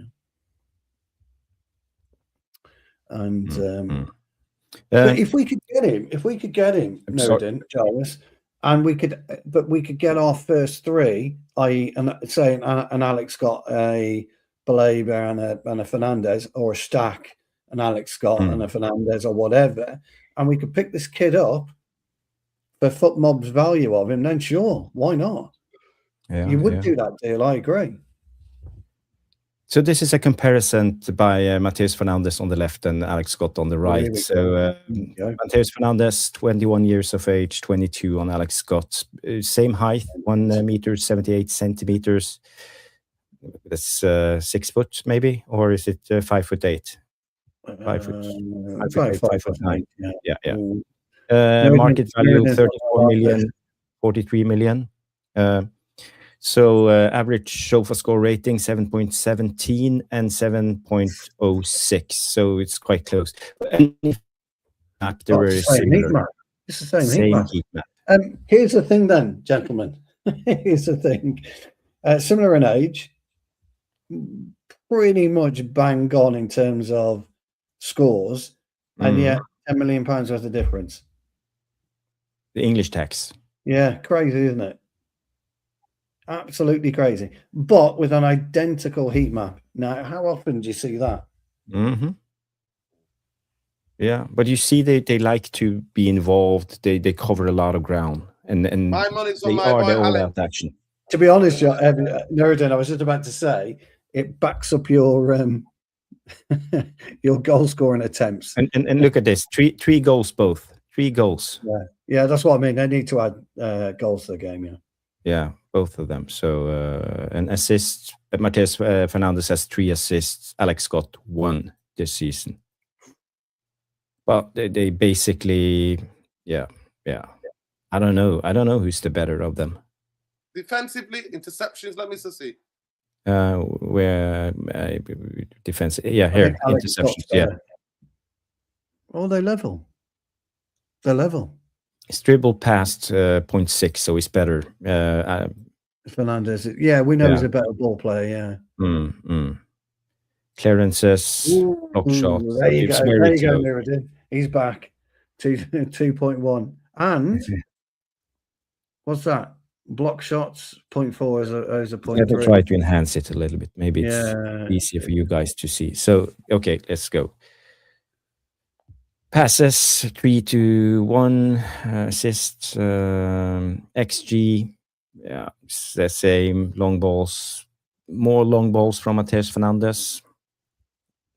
3. I don't think his long game's that good, so that surprised me. That has. Well, you have an 62.4% success rate. You see, Nuruddin, that doesn't add up, does it, with Alex Scott? No. Alex Scott is honestly. On the eye, anyway, I just see him, the ball, bam, into space. Into people's hands, yeah. So this is where we were. Interceptions, tackles. Matheus Fernandes puts in more tackles, 2.8 against 1.6. The same clearances. Alex Scott is better, 2.1 against 0.9. So he's mainly defending deeper, I would say, and clears the ball when needed. Dribbles, the same, 0.8. Ground duels, 1. 56.3 on Matheus Fernandes and 56.2. So they are the same type of player from a statistic point of view. Yeah, and cards, 7 yellow cards, 4 yellow cards. Aerial duels? Aerial duels. Let's see. Ground duels. They're not that good, are they? 0.5 and 1, I think. If you go up, go down, Jarvis. It's down. It was one for Scott and a 0.5. I think they're not great. They're not aerial players, are they? Yeah, I didn't say anything about aerial duels. There you have aerial duels 1. So 1 per game and 0.5 per game. So Alex Scott is a little bit better winning those aerial duels. Yeah. Do you know the funny bit about that, Jarvis? If Alex Scott is up against a smaller player, he's got more chance of winning a header, as opposed to, that's how close that stat would be. Yeah. So it's hard to put them apart, I would say. So we are always saying then we wouldn't have both. It'd be one or the other. Yeah, 100%. Yeah, they're the same player. Yeah, I'd agree with that. I bet on my boy. I watched him more. I can't really say I've watched Fernandes as more, even though I've liked him. I remember him. I actually remember him at Southampton going, "Ooh, who's this player?" You know what I mean? For Southampton, I was like, "Ooh, who's this player?" From a name before they went down. That's that season. Great. Wage-wise, Alex Scott is on 40k a week. That's nothing. Matheus Fernandes double wages. That. You're happy with a double that, wouldn't he? 75, yeah. Matheus Fernandes is on 60k a week. Yeah, because he just had a transfer, in it, 40 million or whatever they're signing for from Southampton. And there in those, that's the funny part, because you got a 10 million valuation on extra on Scott. And it's weird, isn't it? It's all finances.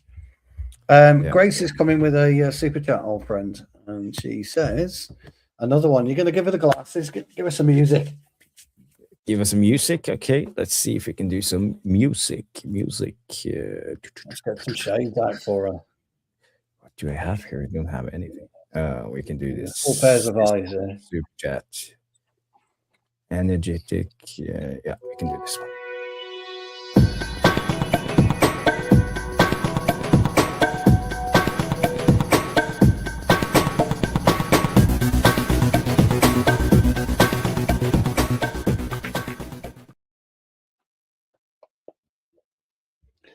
Gracie. Yeah. Well, I'm still looking for mine. We had the post delivered today, and guess what wasn't in there? Yes, look at those beauties. Look at those beauties. Grace says both competition for Menu. We need 2 CDMs also. Yeah, very good point. I think Alex got, me personally. Yeah, so do I. I think Alex got a couple players a 6. I think he's got the attributes to play as a 6, a ball playing 6, that is.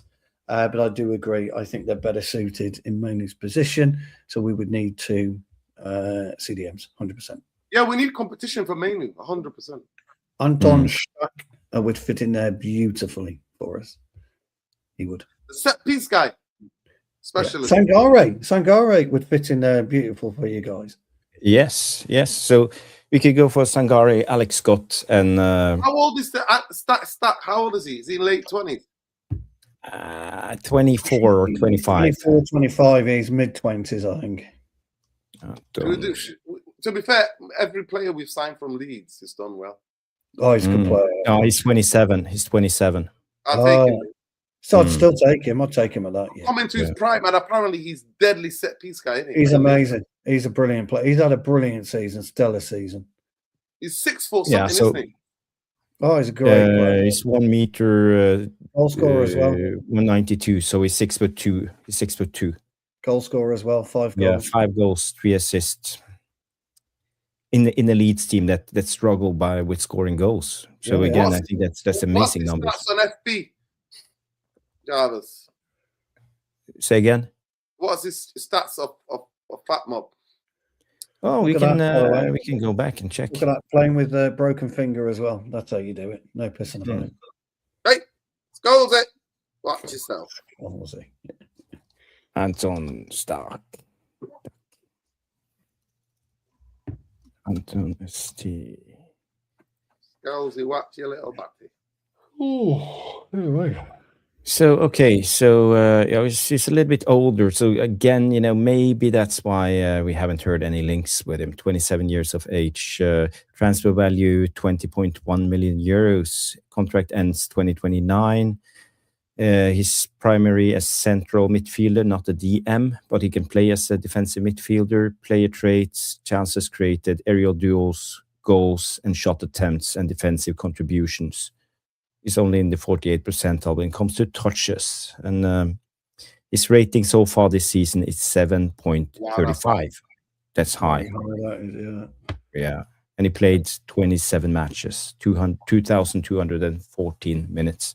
So, it's quite impressive. So, again, we should be on the board of scouting for Man United. I'm telling you now, us 3 will sign players better than these clowns. Sangare, Scott, and Anton Stach. And we will be fine. We will be set. I'd still buy Belabor. Still? I would, yeah. Still got no problem with getting Belabor in. I think it's too expensive. It's not worth more than 50. That's the problem. That's my problem with Baleba. Yeah.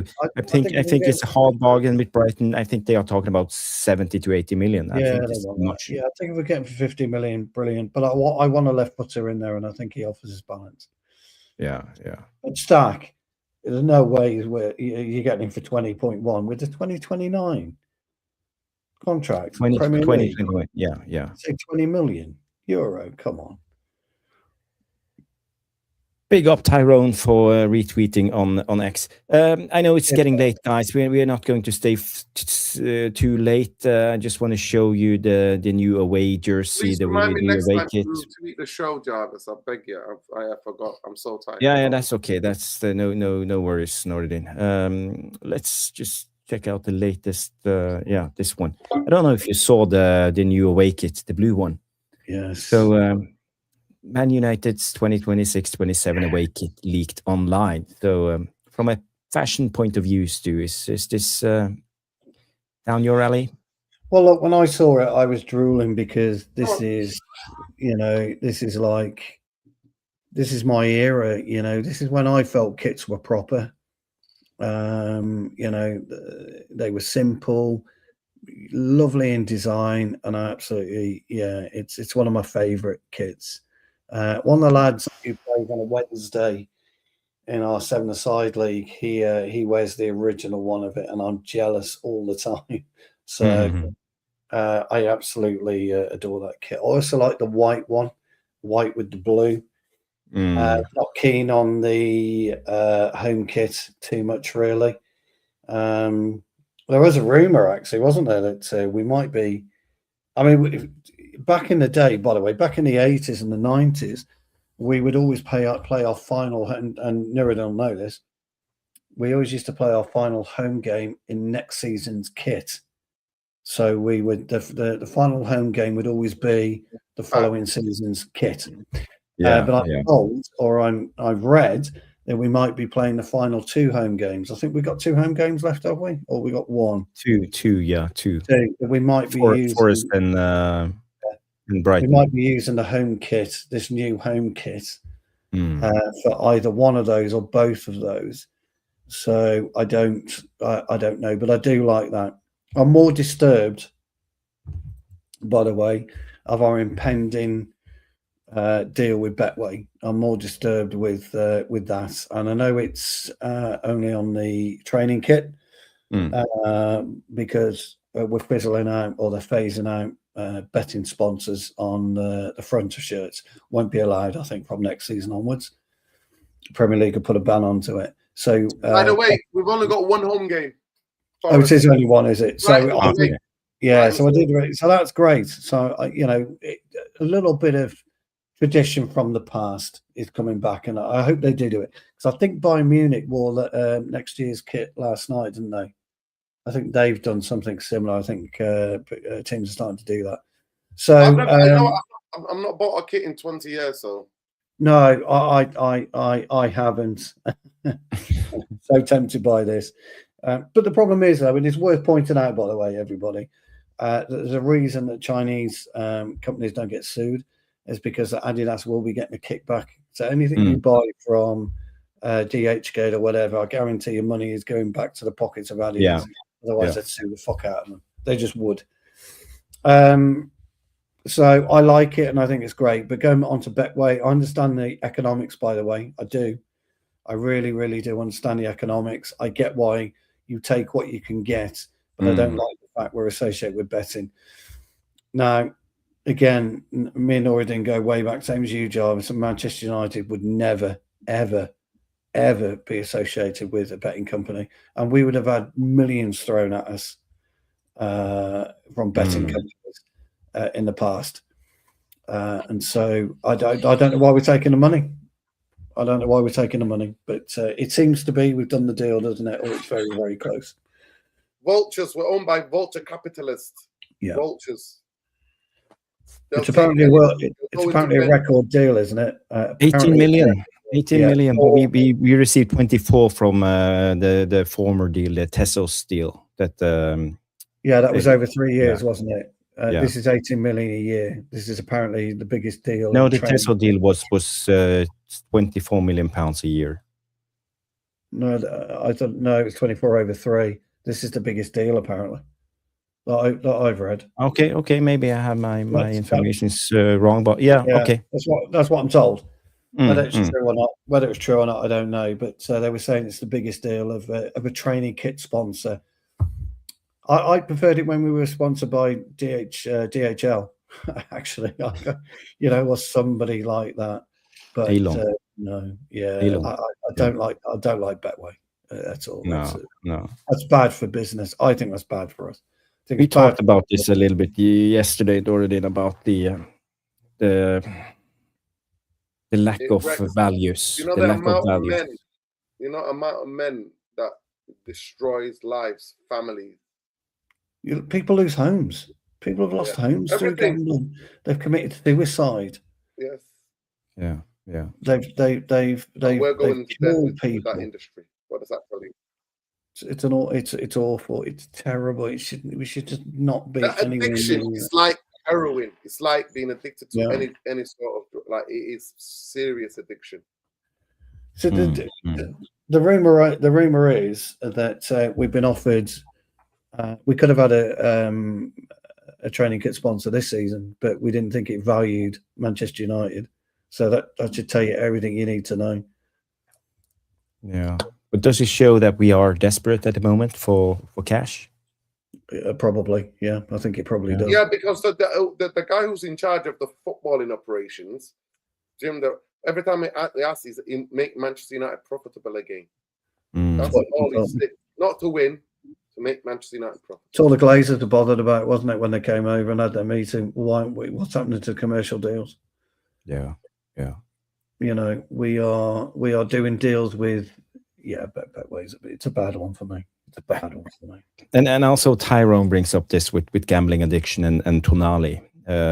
We know he was banned for illegal gambling, and you've heard stories about a lot of these players, you know, rolling into the casinos with bags of money and their entourage. I don't want to mention any names, but we heard the stories about this type of and what's his name? The guy who played for Arsenal, Pennant. And Newcastle, and Liverpool, and there have been so many tragic histories of betting in even for the rich. Paul Merson lost everything. I think Paul Merson lost 4 million or something like that. Yeah, it's worth noting. The only good thing the Premier League do about it is you're not allowed to sell an under. I think it's under 16, isn't it? Nuruddin. There won't be any sponsors on the kids' kit, so they'll only be on adult kits onwards. They won't be on. But I don't like it. I just it's horrible to me. Horrible. The club need to read the room, seriously. Yeah. They're not going to, because they don't care. Listen, we know who. No, they don't. No, they don't. We know who it is. I think it's absolutely vile. I read it yesterday, and it made me sick to my stomach. Yeah. And also there have been a lot of accusations on the referee after the Bayern PSG game on the Portuguese referee and the Dubai links of PSG and all of this. There were some dodgy decisions. I don't know if you saw the handball with Mendes. Probably should have been a second yellow and a red card early in the game, but he didn't give it.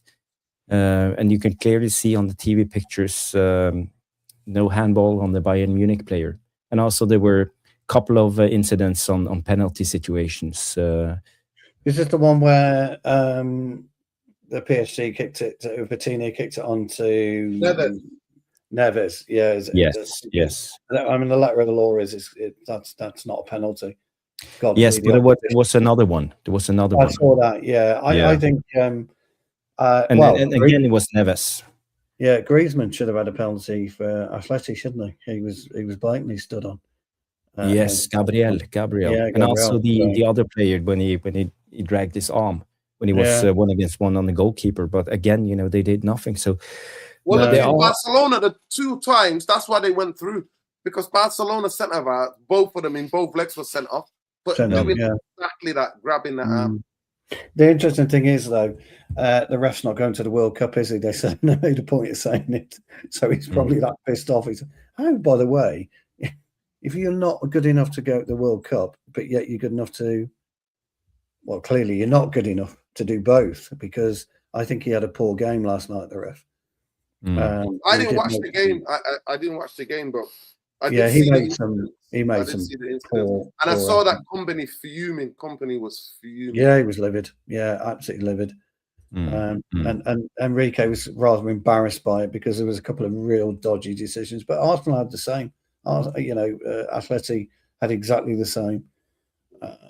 There needs to be better and bigger accountability for referees.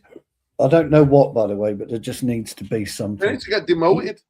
Yeah, but guys, we all know the problem is VAR, because the referee don't ref the game anymore. They don't. They don't take any hard decisions. They leave it to the VAR room, and then we have no control. They have a couple of guys sitting watching a TV screen, you know, watching the replay, slow motions, different angles, and who knows their integrity when they sit in that bus. You know, the referee, they don't have the courage to make any big calls anymore.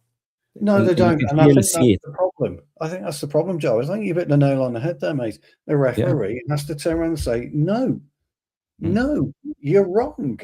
I've made a decision and I'm sticking by it. F you. But they don't do it. You know, as soon as the VAR gets involved, I think you need to go to the screen. And everybody knows. As soon as he goes to the screen, what's going to happen. We all know. And when, as soon as VAR get involved, we can't get excited. Everybody's going, oh, here we go again. Yeah. I love Jeopardy. I know we were robbed, weren't we, in the 90s? Manchester United were robbed in the 90s. We were robbed during the VAR years. But as fans, we accepted it, didn't we? As fans. And I forget the Drogba offside. I was there at Old Trafford. Yeah.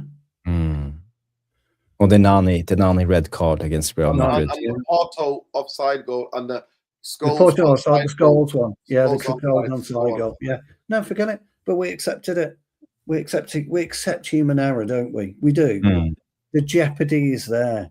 The amount of goals that would have been scored this season with that minute offside, the goals that would have scored, some really good goals, it would have been brilliant.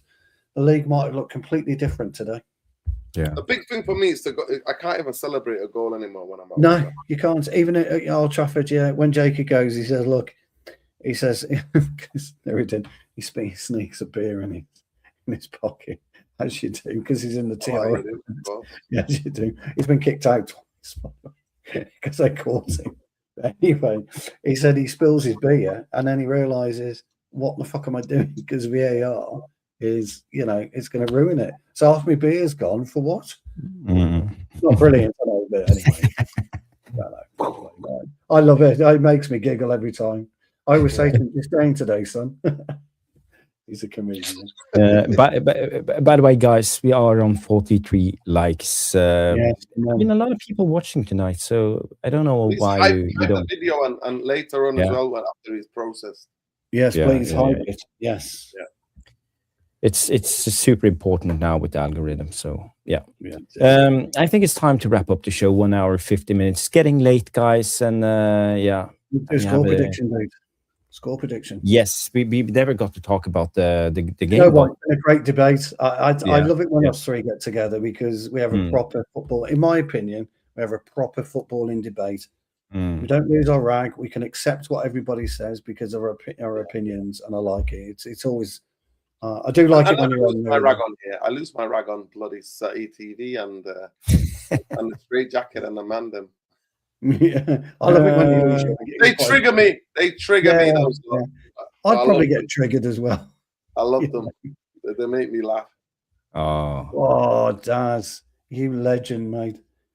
You legend. On the back of the new blue shirt. That would be fantastic. And it kind of remind me of the Chinese one. Get a Chinese one, please. Don't give the money to Adidas. Get a Chinese one. They do get a couple of quid, unfortunately, but I know what you mean. You don't put them directly into the pockets of the vultures, greedy capitalist vultures. Do you know what it is, guys? I don't know this for sure, but you probably find that intertwined where you're buying these shirts from, they probably make the kits anyway. They probably got something. Yeah, 100%. They do. Yeah, with the making of the kits. Hence, there's no suing. So somebody went on one of these big brands. Somebody went on the cover and showed. I think it was on TikTok, maybe last year, the year before, where they showed they make exactly the same thing, and the European big brands like Vindy or like Burberry or whatever, they sell them and then they put the badges on them. They sew the logos on them. Grace is getting Dallo on the blue kit. Absolutely brilliant. Funnily enough, they do it with vans, by the way. So each van manufacturer, they just build with a different branding on the same platform, the same design, and that's how they do it. So it's been done for years. Grace is hilarious. Well done, Grace. I think that score prediction. Sorry, score prediction. The sport. Yeah. So, I am actually. I've had two shirts that were bought for me for my birthday. For my birthday, and that's the only shirts that I've worn in the last 20 years. I used to absolutely love the woolly hats, the Umbro woolly hats in the winter. It used to be my favorite thing. Running to the mega store. This is before the Glazers. I used to run into that mega store. Get the Umbro, the old Umbro woolly hat. That was perfect in the winter. Keep my ears, keep my head warm. I've still got the blue. In the Manchester rain, watching United, man. Yeah. I've still got the blue, the navy blue. Sharp view cam on it. that woolen one, that really thick one. I've Yes. still got that. I might wear. I'll wear that next time. I still The got woolly that. hats for me. I love the woolly hats. Yeah. But Jarvis, I think it was Jarvis who's got the 91 Cup Winners' Cup. Was it you, Jarvis? Do you have that? Yes. Shirt? Yeah. That's a beauty. It's a beauty. Yeah, Beauty. The 91, that white, that all white kit. White with reds. Reminds me of Mark Hughes scoring in the final. And Brian Robson. My favorite shirt Barcelona. I remember all the city scum were like, "You're gonna get beat tonight. You're gonna get beat by Barcelona." And I remember running home from primary school to watch that game in Rotterdam, in the rain in Rotterdam. Bruno Koeman. We went 1-0 down, and I remember Bruce scored to hit 1-1, and Mark Hughes scored the winner in the rain. I'll never forget that. He goes around him and then he smashes it, goes around and then smashes it into. And the rain, I just remember Hughes' hair, the body moving and the hair, the rain coming down, and he just boots it. Amazing. And me going crazy, and my neighbours going crazy. Oh. If I'm not mistaken, I could be wrong here, but I got a feeling it was it the tango that they were using that night. The Adidas Tango. The football.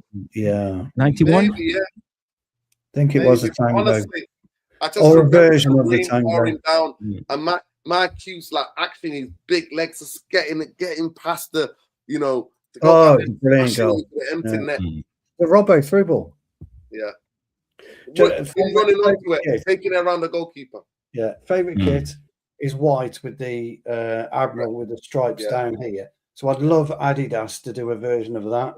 So put the 3 stripes down here, but just have everything in the middle. So I mean, if I didn't hate the Glazers and the Vultures, like I would have loved to have got. Do you see that Stone Roses Adidas United? That's like I would have loved that. I think I would look so good in that. I was the green one or the blue one? The both of them. Both. Yeah, I've got the blue one. You have the blue one.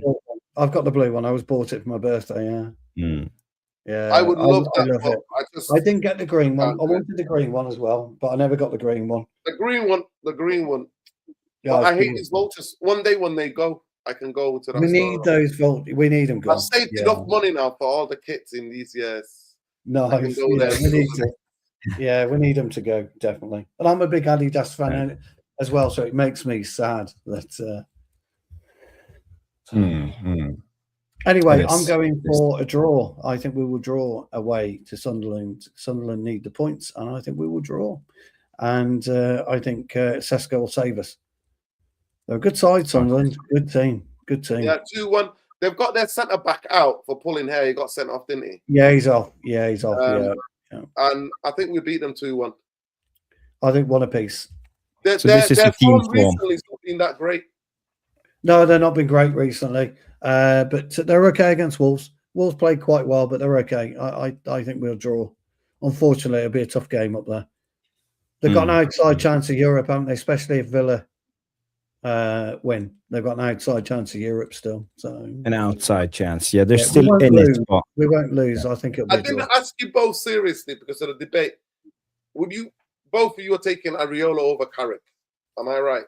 Oh God, yeah. I am. For me, yeah, personally. I am. All day long. So you see their best players so far this season, Granit Xhaka, and we Michael. He said we should sign him. Yes. Well, I don't oppose it, to be honest. If you look at how he covers ground. He's 34, something like that. Something like that, 34. 33. 33. Nah, 33. No fun. Yeah. If you left-footed. He's very left-footed. Brilliant passer. Very, very good passer. He's been brilliant for them. He's been a proper leader. He has. Yeah. But they're not bad. They're not a bad side. Look at his heat map, Nordin. Look at his heat map. It's effing amazing. Yeah. The way he covers ground. Yeah. And I also think we need an older head in our squad. Let's say Casemiro leaves. Youngsters. Let's say we sign Fernandes or Scott, and we have Mainu and maybe another youngsters. Yeah, he's definitely gone. Yeah. He's off to Florida, isn't he? Florida, yeah. Or there talks about LA. Oh, was it LA as well? Was there? I think he'll yeah. probably end up into Miami, won't he? Who's that? Casemiro. Hasn't Busquets retired? And they're not doing that well, are they? Into Miami, I don't think, at the minute. Wow. I don't know. Yeah, I know he likes to go to Disney World, so he loves Disney World. Yeah, I don't know if Atalanta has a team. Maybe something Pirates or whatever. I'm gonna have a look at that then, Daz. See if I can find that, because that's by far my era of growing up in the 70s. Were you a fan of the Stone Roses, Stu? Yes, yeah, I'm more into rock and metal for sure, but yeah, I love the Stone Roses. I wasn't massively into Oasis. Seen him a couple of times. I didn't get giddy. I like the Stone Roses because I like Ian Brown and the United connection. Yeah, exactly. I didn't get giddy when Oasis were. I always thought that was a cash grab anyway.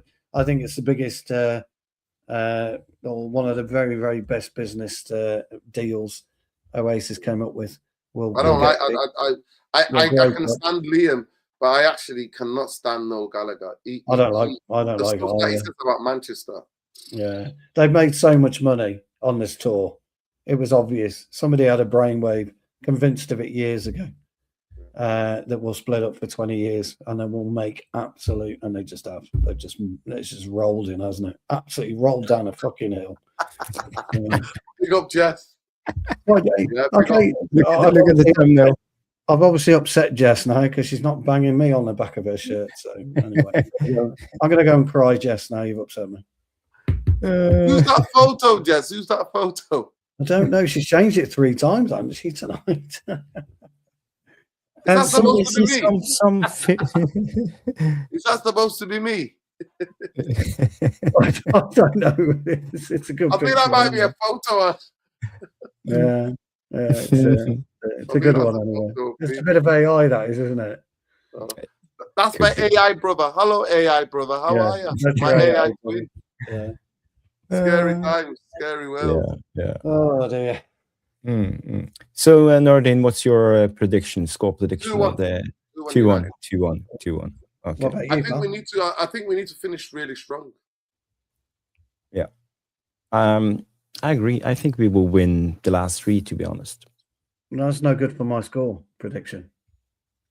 Yeah, but I think we will. So we got Nottingham Forest. I think they might come and fight for their lives in it. That's no good for my points prediction, Jarvis. I need 2 draws. That's it. 2 draws. Yeah. 2 draws, Norridin. I hit this my points prediction. What was my point prediction? I went 66. Probably 45. I said 55. And I think we said something similar. So 53 maybe. Yeah. Jarvis is the only one. Jarvis in the last 3 games, what would we finish with?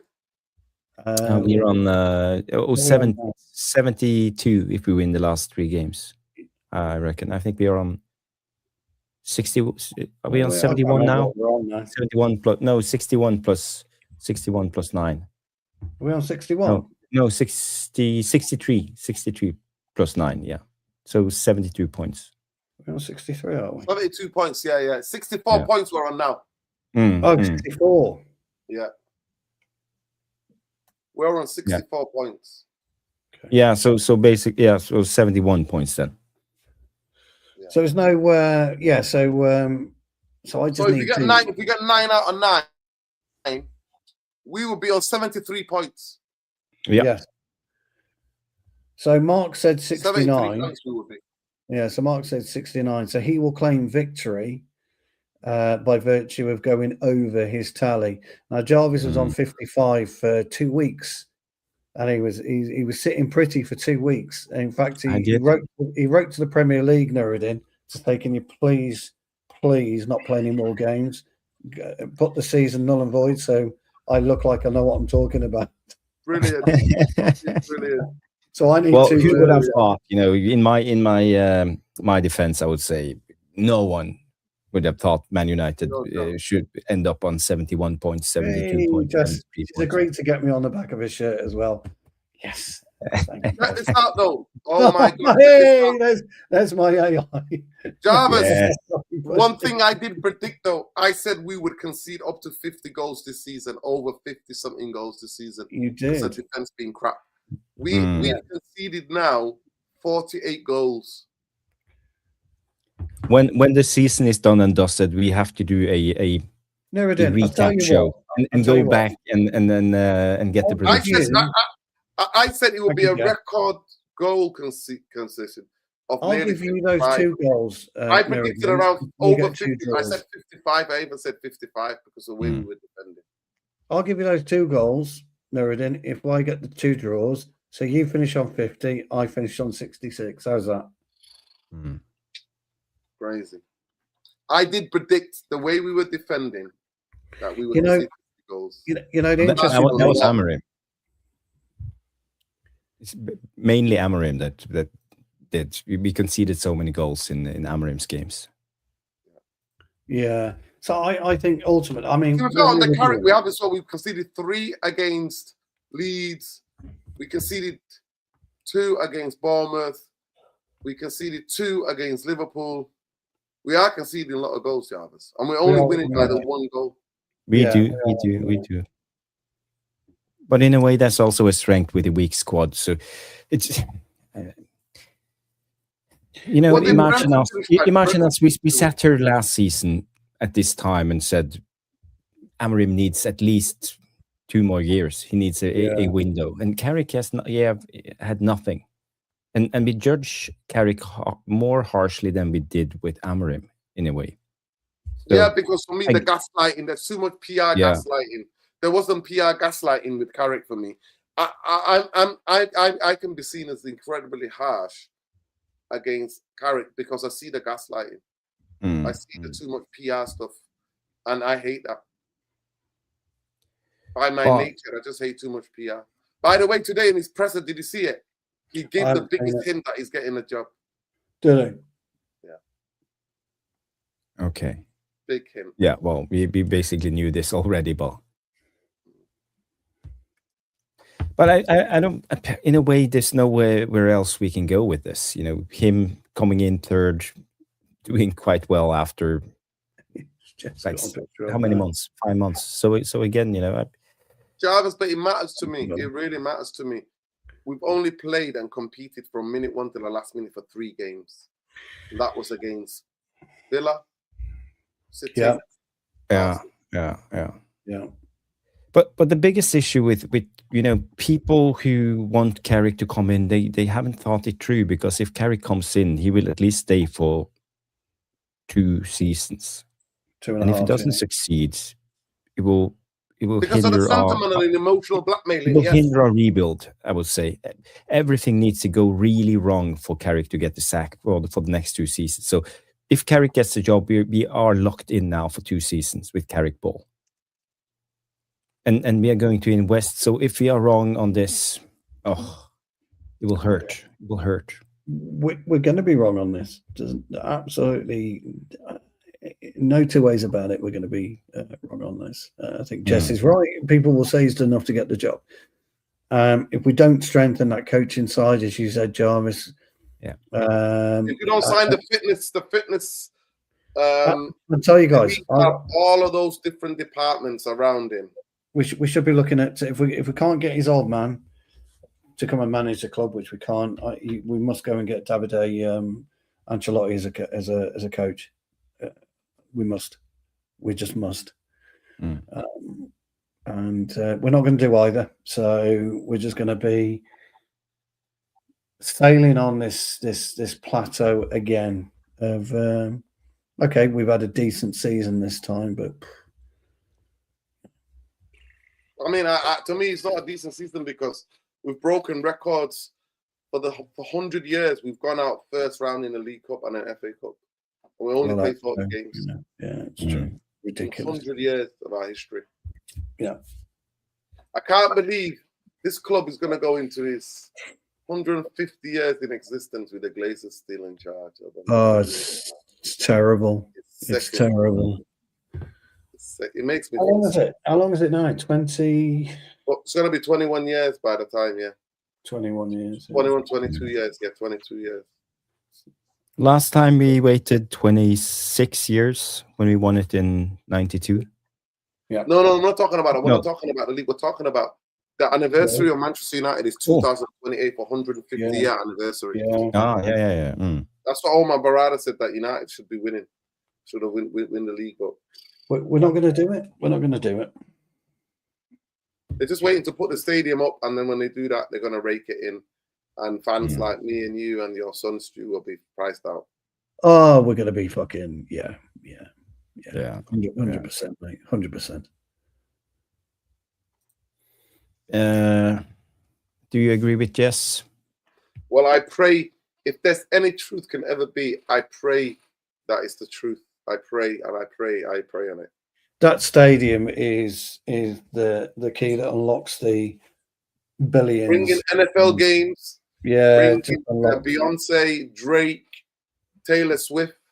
Tampa Bay, it'll be Tampa Bay's new home in the UK. They'll be playing more in the UK, exactly the same as other clubs. Yeah, Taylor Swift will be there. You're absolutely right. Yeah, I think you're thinking too small. I think a new stadium will be built with an AI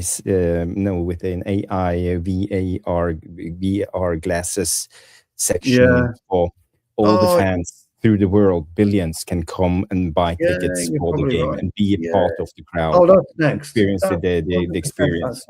They will know how to rake in. That is 100% next. Yeah, there will be something else. So again, there will be. Yeah, who knows? Jarvis, I won't be surprised. You know that actual tent or whatever they're going to call it, and I'm amazed other clubs haven't done it already. That when they do the fan parks, that the game is projected on the outside and you sell tickets for that. I'm amazed other clubs haven't done that already, because it's a piece of piss to do, an absolute piece of piss. It's just easy. It's just easy. They can make so much money with innovation at this point, and I just hate it. I hate that fucking fact. It will be a circus. It will be a circus. Be a massive circus. But if you are a sponsor of Manchester United and you can do that, and you do AI, you do this and you do that, the sponsorship will rake through, because there'll be adverts all the time with the sponsors all the time. Don't need any advertising boards in the stadium, because what's the point? Because you can see it in real life. You know as well as I do, gents, you could talk about anything, any product that you've not spoken about before, and what happens next time you switch on YouTube. That product, they know. Because devices are listening to us. Yeah, they know. It's so fucking easy. Fucking easy. I was with my friend the other day, and I was texting my other friend, where I was like, "Where are you?" And then it was like, "Oh, I need to get new glasses." Next minute, my phone, all the adverts, glasses. Yeah, and by the way, all those customers club and everything, you want to become a member when you buy, they're only doing it to track what you're buying, and then they know, so they can raise the prices on the things that you want the most.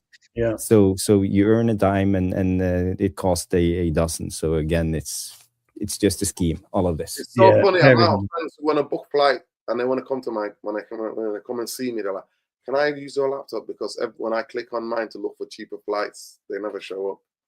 So they use my laptop to look for cheaper flights. It's true, yeah, I can believe it. Yeah, fucking nice. Last question from Das. Doesn't Holland deserve to say? I don't rate him. I didn't rate him for England, so why would I rate him for Manchester United? He's too pragmatic, too defensive, too dilly-dally. With Southgate, they never made changes. They were more pragmatic. They were not super conservative. But Manchester United, with risk, high reward, have to go for things. Can't sit there in rows waiting 70 minutes to make changes. It needs an addition to him. I wouldn't be averse to him staying, but it needs somebody, and it needs Davide Ancelotti if we don't get his dad, which we're not going to get. The word talks about the Bayern Munich assistant manager. It's only because he was He was the number Middlesbrough. 2 to Carrick and Middlesbrough. Correct. Yeah. Yeah, but apparently there is a link, so they know how to work together and all of this. So could be interesting. Could be interesting. They got sacked though, didn't they? That was the parent that got sacked at Middlesbrough. I don't know if we want that. I know it's one of those things, and it's always the same, isn't it? There's always been a problem somewhere along the line. You know, I've said it. You know, I'm not going to say it anymore. No. I see it differently on what we should do with the managerial situation. That's all. We will know in a couple of weeks' time. I bet you they will find the right moment and tell us that Carrick is the next guy. Thank you, everybody, for tuning in. It's been a great show. If you haven't, smash the like and subscribe if this is your first time on the Tactical Devils. We need more subscribers. We are on 1,809 subscribers at the moment, on the road to 2,000. And please subscribe, people. Please subscribe. You're not going to get a level of analysis and a level of breakdowns of games in aftermatches on this channel, and a level of retro nostalgia FC. This is the original nostalgia FC. So please do subscribe to the channel. Please do. Please do. Thank you very much. Yes. Right, guys. Good night. Thank you, Aurélien. Thank you, Stu. Thank you, everybody. I just want to give before we wrap it up, I just want to give Grace a shout for the memberships and the 2 super chats. Top fans tonight. There was Grace, Das, Trevor, Vissa, Nicky T, Johnny Commode, and Tyrone, Jess, Yalmal the Primate, Tom Porter, I Am Titanium, Sean, Aaron Mitchell, King Solbo, all of you legends. Thank you, everybody. The buses, all of you. Thank you for tuning in. Hope to see you on the channel next time we go live, and that will be Saturday evening. It should be all right Saturday evening. Yes. We're 3 o'clock kickoff. Now the problem is, the likes of myself and Nuruddin, it's not live in the UK. Ooh, the game isn't live. No. So we don't. I'm going to do a watch along with Saeed, so we'll find some way to buy yourself a VPN. It will help you out. If you find a way, Nuruddin, drop me a nod on where I can see it, because because we can't do that. You see, Jarvis, in the UK on 3 o'clock. It's been a lockout for years. It's a shame. It's a shame. It's the biggest BS, that rule, honestly. Yeah, it's a lockout. And how can we not watch the game live on TV when we have it here? Like in today's day and age as well. I know. Joke. So it's gonna be our first 3 o'clock game. Oh, I can't remember last time we kicked off at 3 o'clock on a Saturday afternoon. And you know what? The Forest game was meant to be 3 o'clock, but now it's 12:30. Yeah. That's home game. I know, it's bollocks. Well, thank you, everybody, for tuning in, and we will be back Saturday night with the match reaction. Go subscribe to United Real Therapy. I'll be live tomorrow around 10 o'clock with Saeed doing a match preview.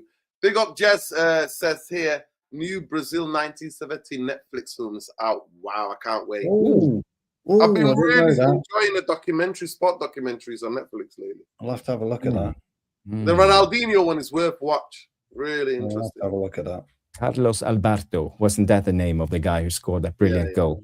Carlos Alberto, He was in the that move when Pele and the ball just lifts off the ground like that, and he just boom, and the old school net just. What's the name of the winger? No, the fullback. Jarzinho, was back at the time. Ravellino. Somebody, I think it's Tastao. He takes to the player, drops a show. Somebody put music to that goal, and they're dancing. I swear to God, it's like they're dancing. No, I think Rivellino's goal against England. Somebody put music to Maradona's goal against England and to that goal against. We must try and do that, mustn't we, guys? And honestly, join us near him, because me and Jarvis have spoke that we must do a match breakdown on the 1986 World Cup final or whatever. We must do. Feel free to join us, because it'd be great to do some nostalgia. I mean, I was only a baby, but I remember. No, but it's your view on the football. our take on the actual difference between modern day football and football when we loved it, didn't we? So I think people will enjoy it. I really do. But it's maybe you can tell us more. Maybe we should do so. You should do the match reaction to Brazil versus Italy. Yeah, in '82. More people talk about actually that Brazil team is talked about more than Italy that won the World Cup. Do you know what? When you look at Zico at that particular time, you had the flair of Adair, beautiful left foot. You had Socrates in the middle with that beard, Falcao, his fucking veins like that. The worst goalkeeper on the planet, and Tafarel. Fucking who wants to be a goalkeeper in Brazil? I know. And they were just free flowing, weren't they, with their football? It was fantastic. Rivellino was phenomenal. Yeah, there was Rivellino. Yeah, so many good players. Thank you, guys. It's been a blast. Yes. See you on the next one. Have a good night and bye.